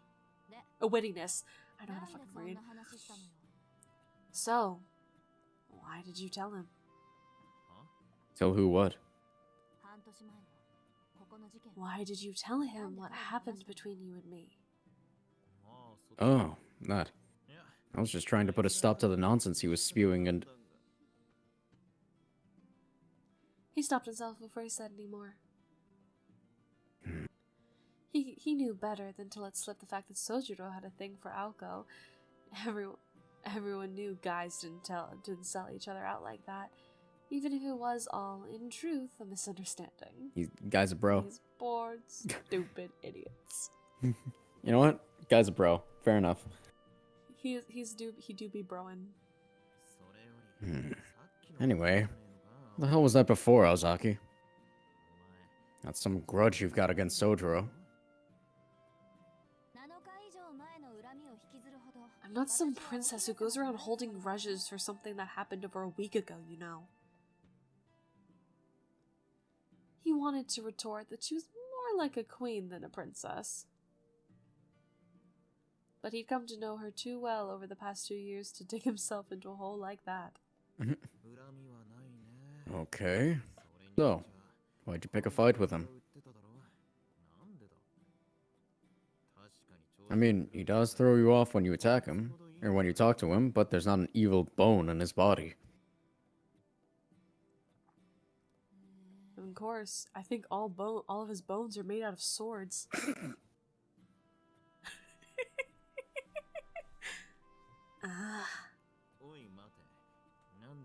Wow.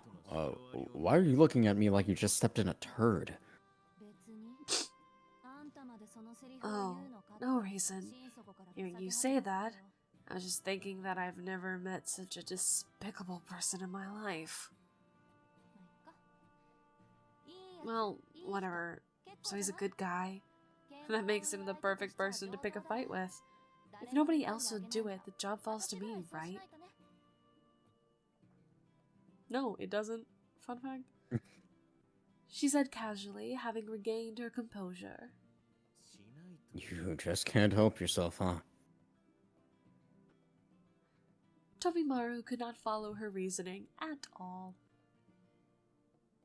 Tomimaru was used to Aoko's erratic trains of thought, but hating Soujyuro for no reason seemed needlessly cruel. His friend's naive and innocent face came to mind, and then he blurted, But Soujyuro's taking a shine to you, Aozaki. How can you hate him knowing that? "Who?" His vow of silence had lasted not even 2 minutes. Okay, maybe he's not as much of a bro as I thought. Oh. What I meant was... He tried to take it back, but it was too late. Ah, shit. Damn, I, broke the bro code. The bro code has been shattered. She had heard his words loud and clear. All he could hope for now was that she would take it well. Because I like what I like and dislike what I don't like. Just because he wants to be friends doesn't mean I have to suddenly like him.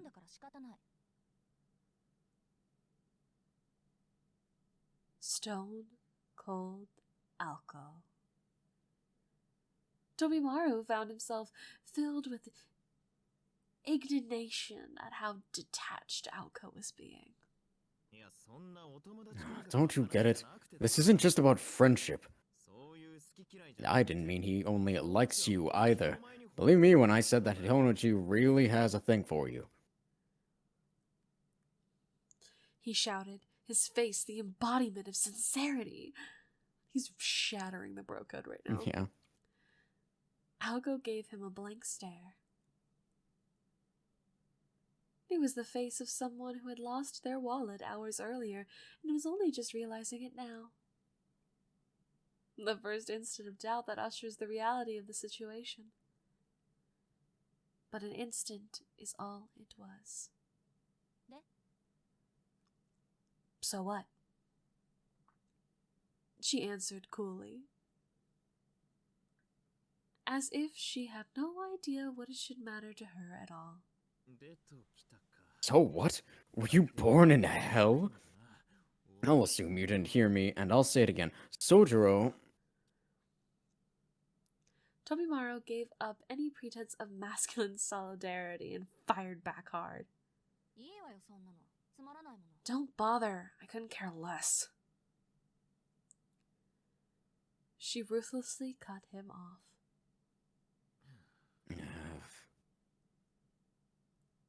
Thinking of the boys who still harbored unrequited love for Alco, Tobimaru tried hard to come up with a name befitting the demoness in front of him. Now I see. So that's why you told him about our little incident. Who could have thought His Highness could be so considerate to his friends?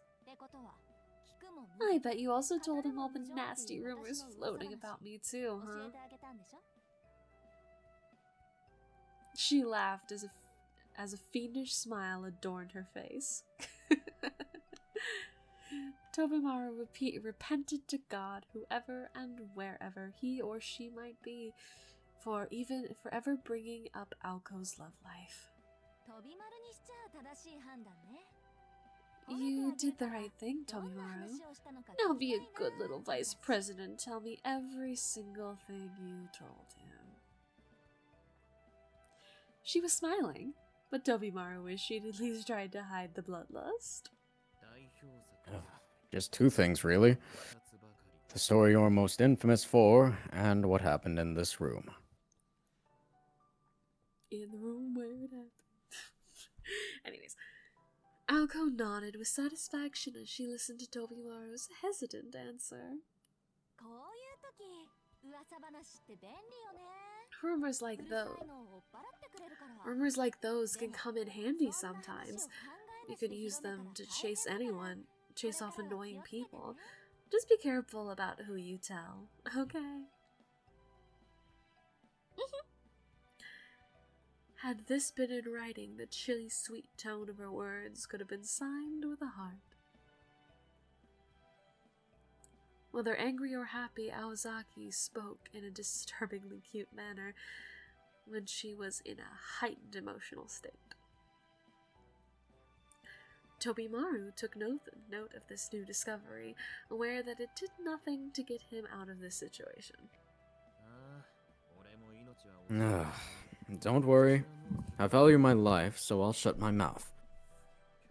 But, Aozaki, do you really hate Soujyuro that much? He knew that it was a topic he would be better off avoiding, but he tried asking anyway.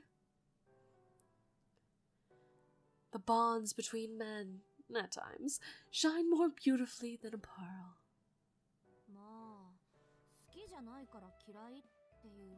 Well, I might not like him. That doesn't mean I hate him.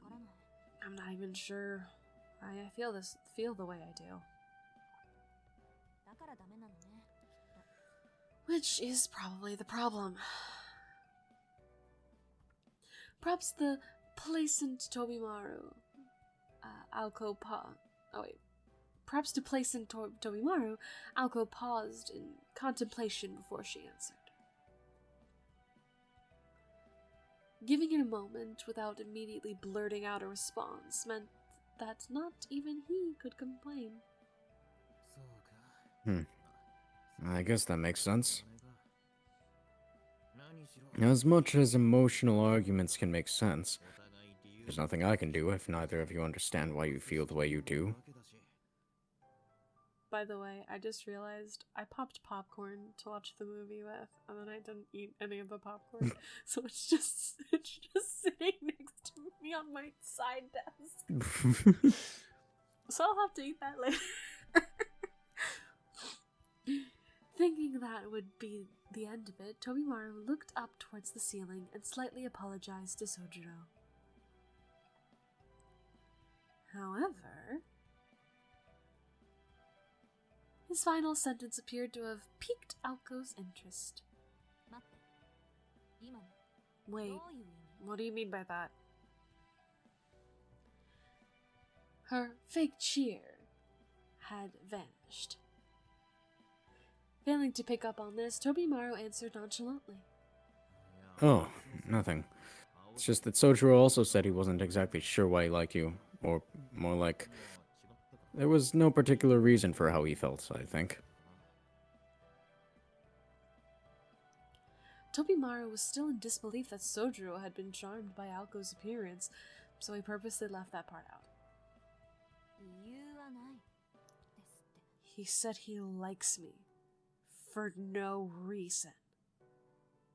Yeah, I mean, I even told him about all the rumors around you, and it had no effect on him whatsoever. What did he say again?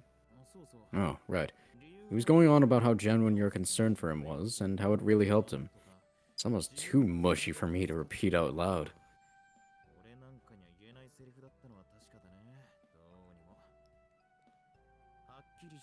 All I can say is that, unlike other boys, the rumors didn't faze him in the least. She looks like she's ready to kill. Tobimaru finally noticed the shift in Aoko's demeanor. Oh, crap. She was scowling at the wall. She glared at it in silence like it was her worst enemy, and this continued for several minutes.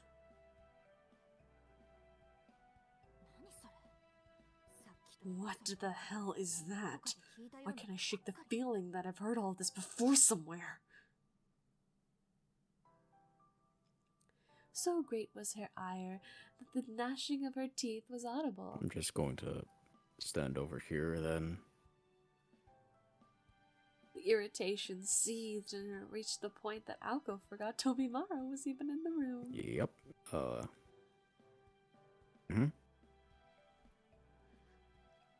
Tobimaru looked heavenward for forgiveness, sensing that he'd brought further calamity down upon Soujyuro's head. I am sorry for the Armageddon I'm going to rot upon you, my friend. I hope you survive. Kind of get it now. I think I know why I don't like him. Tobimaru looked away as if to indicate that he'd rather not know, but Aoko ignored him and began to grumble venomously. The way he acts and talks reminds me of someone I despise. Like how everyone thinks he's an angel, and how nothing seems to bother him. Maybe it's how good he is at getting on my nerves. Glancing idly up at the clock, Tobimaru thought the last part sounded like just misplaced anger. And that was that. 1 o'clock had come and gone. Fine, I get it. Sorry I said anything. So, did you need me for anything? Class had already started, you know?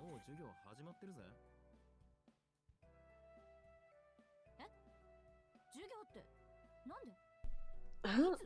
What do you mean by class? When did it... The bell rang right after Sonoji left, around the time you were busy being pissed off at a wall. Tell me, Miss President, are you allowed to miss 5th period?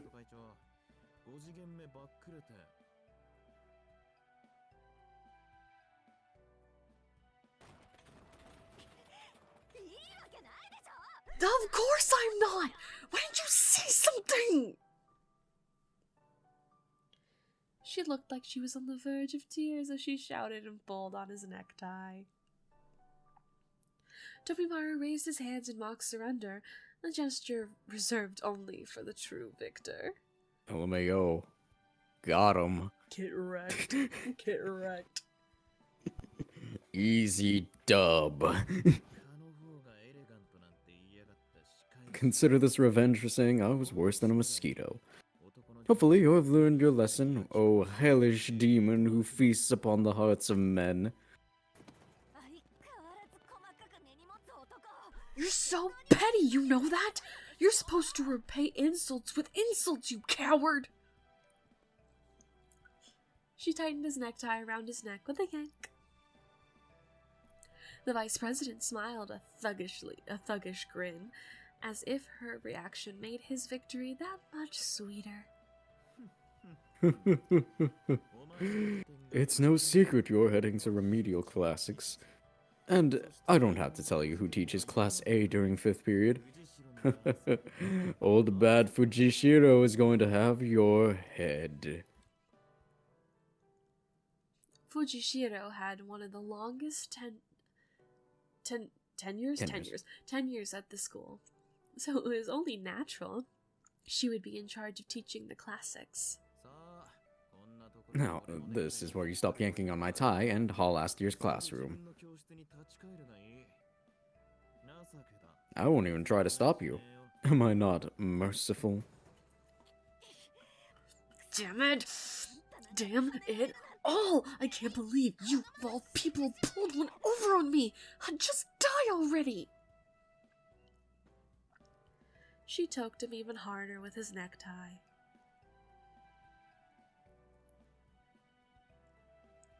As Aoko put words into action and mercilessly strangled Tobimaru, he saw his life flash before his eyes. Well, it's been a good run. This is how I die. I suppose this is how I die. But, you know what? It's good. Good. Yeah. Feels good. Does it? Is he into choking? Have we learned something new about Tobimaru? Man, I think that he's just fine with dying with his last moments being getting one over Alco. That's fair. Okay, apparently not. Yeah, no. Okay, wait, stop. I'm gonna die. It isn't too late. Do you want them to mark you absent? Alco glanced up at the clock. It was still only 1:07. Her route was from the student council room on the 2nd floor to Class A classroom on the 3rd floor. If she ran, she could make it. I'll let you live, Tobimaru. This time. Alco clicked her tongue disappointingly. What disturbed Tobimaru was that it didn't sound like an empty threat. It was a promise. Be here after school. I'll actually do something I need you to do. She was halfway out the room before she even finished her sentence.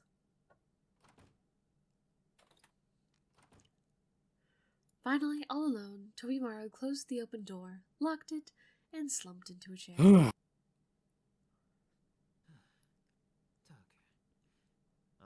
For a dull moment with Azaki around, that's for sure.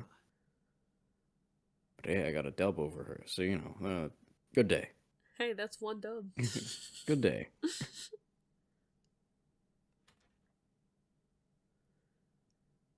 He leaned back in the creaky folding chair and let out a sigh. Ah.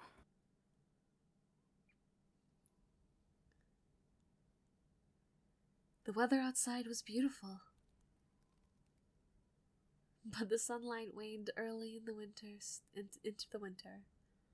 Before long, daylight would fade, and the unheated student council room would grow colder and colder. All of the good equipment, like the heater, had ended up in the main office, so he had no choice but to settle for a chilly afternoon.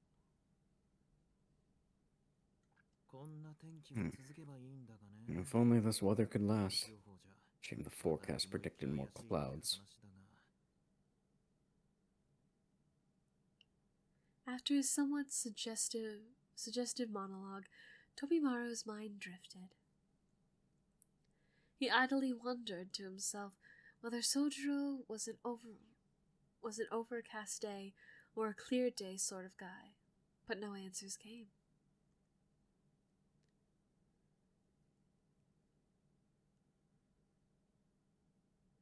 I thought he was going to be like, is his existence a cloudy day? Alright, I have to go to the bathroom, so I'll be right back. Not good. Da, da, da.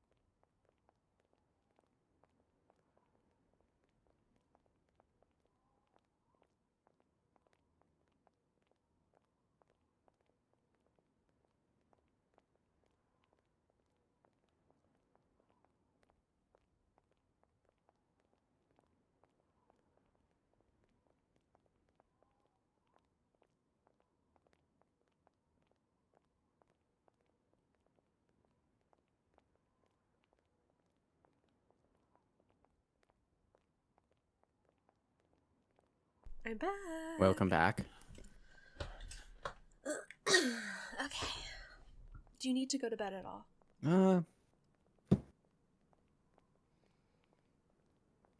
Yeah. I just realized that it's almost 3 a.m. for you, so I didn't know if you needed. Yeah.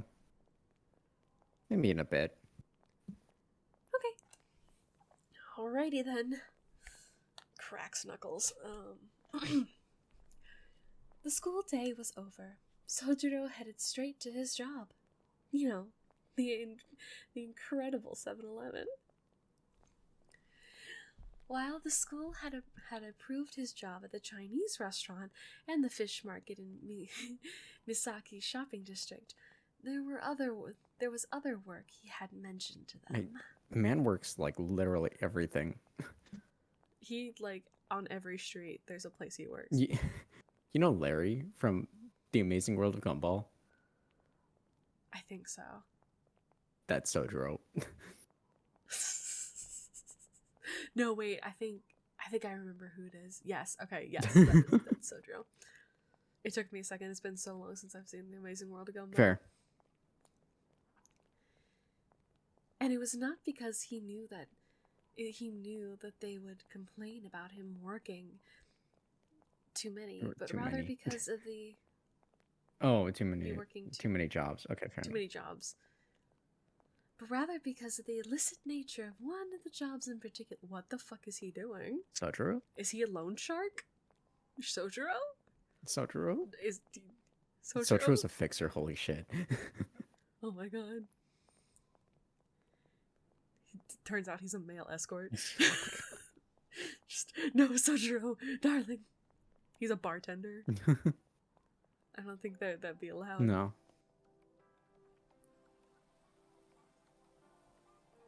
Today, his workplace was at a pachinko parlor in front of Yashirogi Station.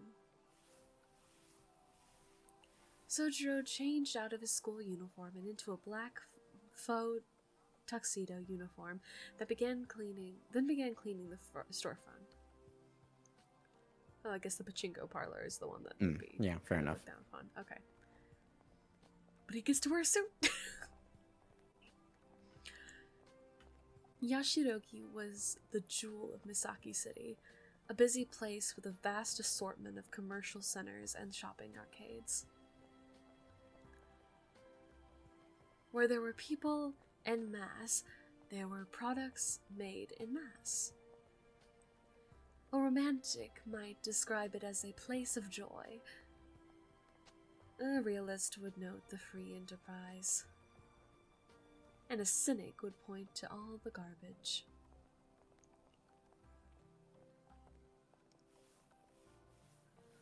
Local authorities had attempted to beautify Yagiroshi, but there was one basic tenet of society they could not overcome.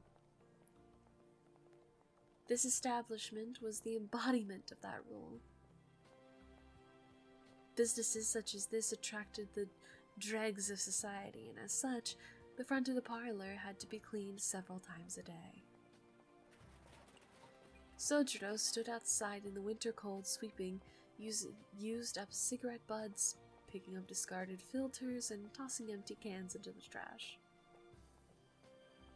Something about it must have reminded him of mountain life, because he cheerfully finished the job with ease. After making sure the storefront was acceptably clean, he returned to the inside of the parlor, where it was nice and warm.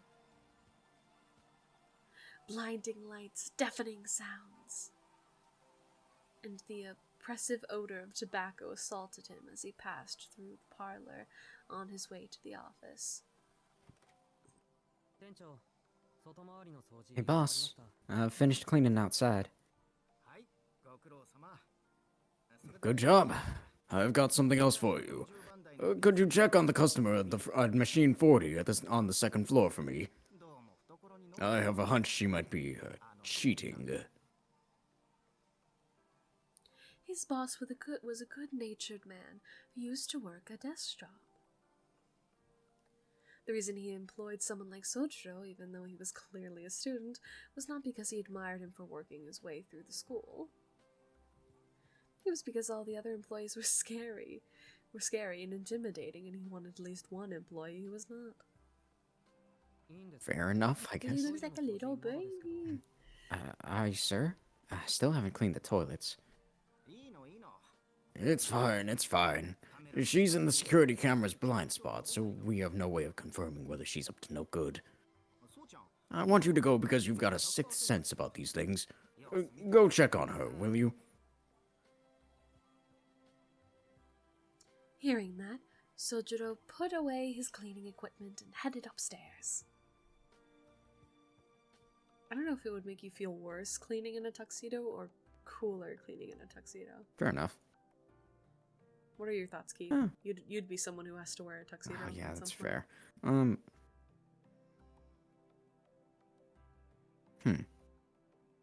That'd feel cool. Feel cool? Okay. Alright, noted. It was a typically large-scale pachinko parlor with 2 floors. It prided itself on being a local establishment that it's satisfied with taking the locals' money little by little without resorting to more exploitative means. But regardless of the parlor's intentions, its customers were not so scrupulous. Among them were casual players, professional gamblers, and cheaters looking to profit by exploiting whatever loopholes they could find. Of particular prevalence was a device deployed in the mid-80s that could disrupt a machine's circuitry from the outside and make it much easier to get what was called a 777 jackpot. As much as the parlor wanted to deny these cheaters entry, it needed to present hard evidence of cheating or risk losing customers. Particularly in the service industry, innocent until proven guilty was not a rule taken lightly. As a result, they could only punish the customers they caught in the act. Such cheaters were known as gotoshi, a slice of society which Soujyuro knew nothing about.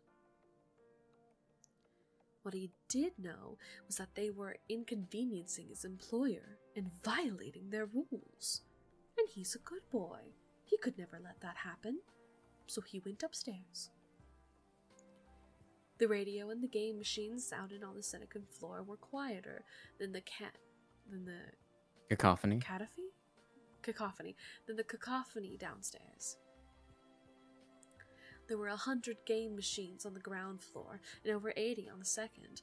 While there were some empty seats here and there, it was a solid evening turnout. The machine mentioned by his boss was in the center aisle. Soujyuro nonchalantly leaned back against the wall and watched the customer hit the jackpot over and over again.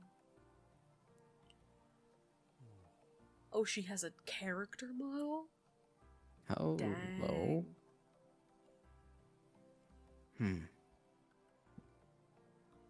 The second he saw her, his gut told her she was not cheating. He still was not sure what made someone a master swindler, but if it meant that they were special, this woman certainly fit that description. It was almost as if he could feel the luck emanating from her. He's a mage. What? Oh, so he's like an untapped mage. Maybe. Kind of like Shiro. I guess so. Like where he doesn't have like a lot, but he has something. I guess so. But he never... You know, magic circuits do be weird. Yeah. He probably... You know what? We've seen Castle in the Sky. You know how she... Like, there were spells that she learned, but she didn't quite understand them? That I feel like that's a Soujyuro thing. Fair. He's a mountain boy. He kind of knows things, but doesn't know everything. You know? He has vibes. Right.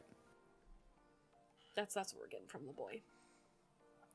As the customers looked on, she silently turned the handle again and again.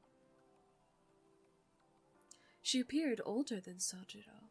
Well, probably because she'd have to be to get into her. She wore a green, form-fitting one-piece dress. A pair of stockings covered her legs. Her slender legs were gracefully crossed, and her elegance suited a painting better than a casino. Her dark reddish hair was cut short in a bob, perfectly framing her stylish spectacles and crimson lips. They look more peach, but okay. Truth be told, something was off about this picturesque beauty ringing the jackpot over and over again. 4 boxes worth of pachinko balls sat at her feet, and her winning streak showed no sign of abating. She looked bored as her slender porcelain fingers lifted a long cigarette to her lips. Feels like I've seen her somewhere. Just as that thought crossed his mind, her gaze turned towards the wall. And Soujyuro. Ah. Oh no. What have you done to the boy? Suddenly a chill ran down his spine. He reflexively covered his mouth to keep from shrieking. Her woman from yesterday. Acting on pure instinct, Soujyuro took off running. This is the second time that a boy has seen a person they saw from the day prior and has immediately started running. Yeah. How fun. Thanks, Type Moon.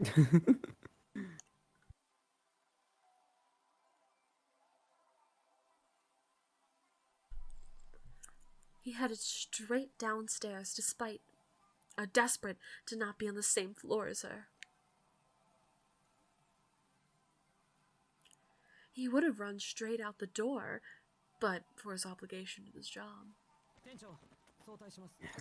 Boss, I'm leaving early. And the person upstairs is fine. He tried to keep his composure as he spoke, jamming his school uniform into a paper bag as he ran out the parlor.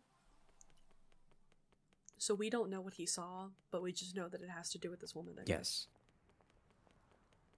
It's like 100% that woman is a magus. Oh yeah, probably. Oof. And a frightening one way, at that. Clearly, considering she can probably either breathe fire or extend her limbs. Ugh. Like she had a yo-ho-ho take a bite of gum. You have to say the whole thing, otherwise it doesn't count. Yo ho ho, you took a bite of gum gum. By the way, Yuki texted and said that we should make sure that we get some sleep at some That's point, fair. which is fair. Well, I guess we could end off now. No, a little bit more. Alright, sure. Just a little. Sure. Cloudy weather brought the shadow of night over Yashirogi as he ran through the shopping arcade towards the station. Oh my god, is he gonna be the one that gets chopped up into 17 pieces? Oh no. He shot up the long staircase like an arrow, quickly pulled his train pass out of his wallet, and passed through the ticket gate. The ticket gate was crowded with people standing around, walking and talking. I mean, if this person, if Soujyuro saw Magecraft happening, and this person, who is presumably a mage, recognizes him, then it is in her duty to kill him. To chop him up into 17 pieces. Or yeah, to kill him, or at the very least make sure he does not talk. Yeah. Take his tongue. I suppose so. Poor boy. Do you think, okay, this is a thought that I had. It's probably way off. But do you think he has the bandages around his neck because maybe he, like, lost his circuits? It could be, yeah. I thought. Or maybe he got circuits implanted in him, kind of like Elias Field. Fair. I don't know. He just seems like such a good boy. I don't know. And the bandages are so weird. Why is no one questioning? Yeah, no one's brought him up. No one, not even in the classroom. Did anyone ask? Like, the text hasn't even mentioned it. No. They literally, not even when he got introduced were they like, yes, he has bandages around his neck. No descriptions or anything on that. No, it's so strange. That means they have to be special. Fair. And if they're not, if they never bring it up, I'm going to be so confused. Because that's going to be such a weird character design choice and then never bring it up. Right. Anyways, they're walking and talking. The ticket gate. The station attendant by the automatic ticket machine had an unpleasant look on his face. There was now a familiar, comforting hustle and bustle around him. Just another day in the city. Nothing like what he'd witnessed the night before. Do we get to know what the night before was? I hope so. I would like to know. Phew. He could finally breathe again. The momentary rush of relief brought him to an abrupt stop. That's when he gets stabbed. He nervously turned around. She's gonna be right fucking there, please. There was no way that dangerous individual could be behind him. Wait. Why would I even... He couldn't think of a good reason for why he'd fled so desperately. As far as he could remember, he hadn't even seen the threat's face long enough to form an opinion about her. He just knew she was scary. Soujyuro gave himself a good slap on the cheek to pull himself together and quickly made his way down to the platform. She's gonna fucking push him onto the platform. God. Unfortunately, the next train was 10 minutes away, and panicking would do him no favors, so he quietly found an empty seat and sat down.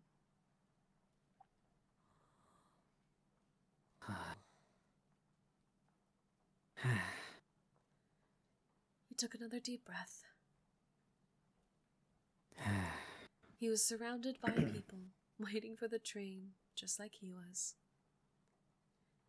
And no sign of anyone pursuing him. His head finally cleared up, and he assured himself that he was overthinking things. Though he was surprised at how heavy his shoulders felt. I'm just tired. I'm sure of it. I know my own body best, after all. Soujyuro sighed at his greater-than-expected fatigue. He had certainly struggled since coming down from the mountains, but in a retrospect, it could have been worse. Physically, he was probably holding up fine. He was much less confident in his mental state.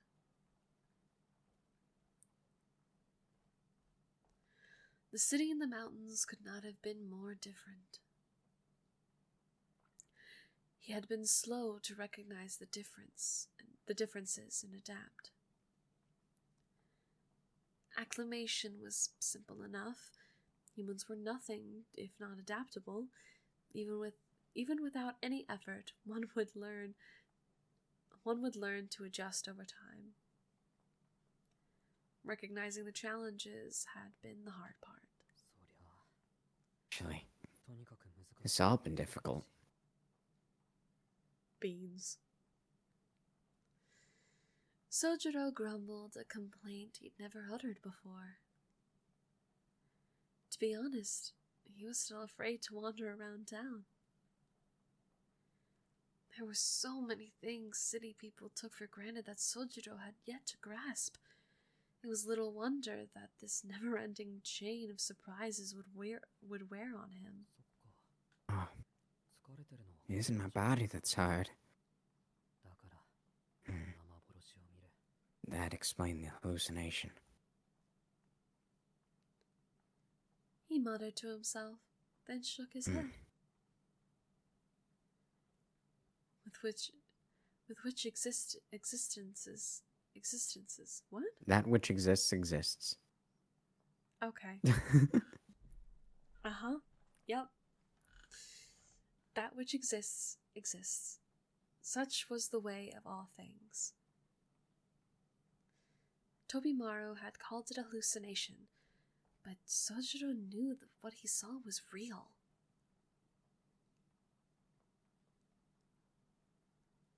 The city was a magical kingdom compared to the mountains. If If there was real magicians secretly living here, that should be no surprise at all. That should have been no surprise at all. The thought alone made his legs tremble. It took him a moment longer to realize that they were quivering out of fear. He had feared the unnatural ever since he encountered a wild bear on a mountain path as a child.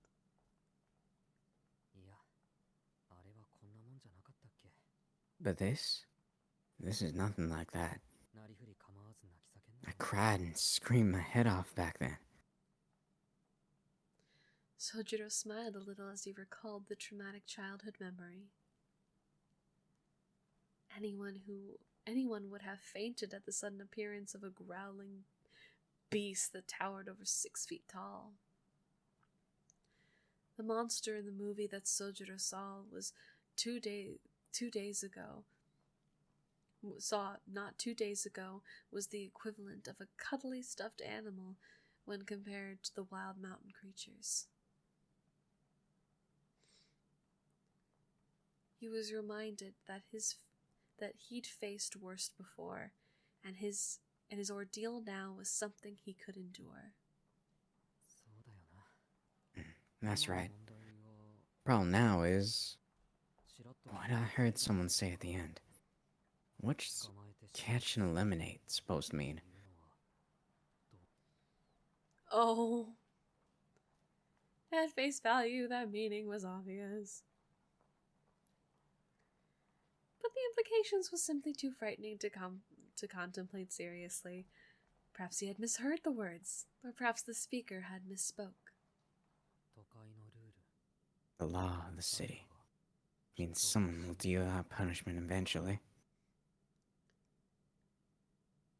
Even if he had said it, the idea didn't feel quite real. It was hard to imagine that it applied to him. Soujyuro breathed in and closed his eyes. His vision dimmed, putting the illuminated cityscape out of sight and out of mind. For now, he resolved to put last night's events behind him. When he opened his eyes, his breathing had calmed. I wonder, what happened to Tobamaru when he tried to hit Aozaki? The question suddenly popped into Soujyuro's head. He decided he would ask next time, and stood up from his chair, a long streak of light blazing by, announcing the arrival of the next train.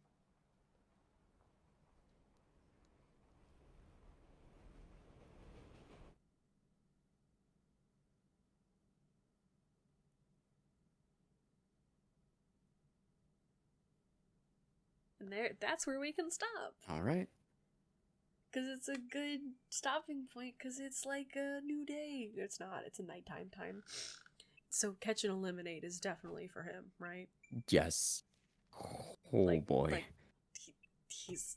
No, our boy isn't gonna die. No. He's not allowed to.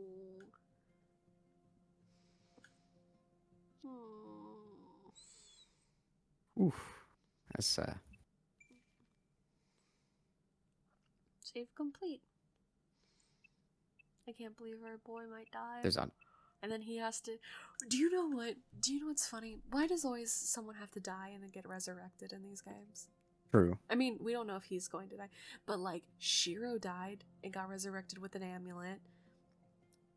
Arkuai just did it normally. I say normally. Through her magic powers. Yes. I don't think Shiki ever... I mean, Shiki's died a lot of times, but that's just because we chose the wrong choice. Yes. I don't want Soujyuro to die. He's a little baby. Oh boy. He's too cute to die. Well, we'll find out next time, I guess. We'll find out next time on Witch in the Holy Night.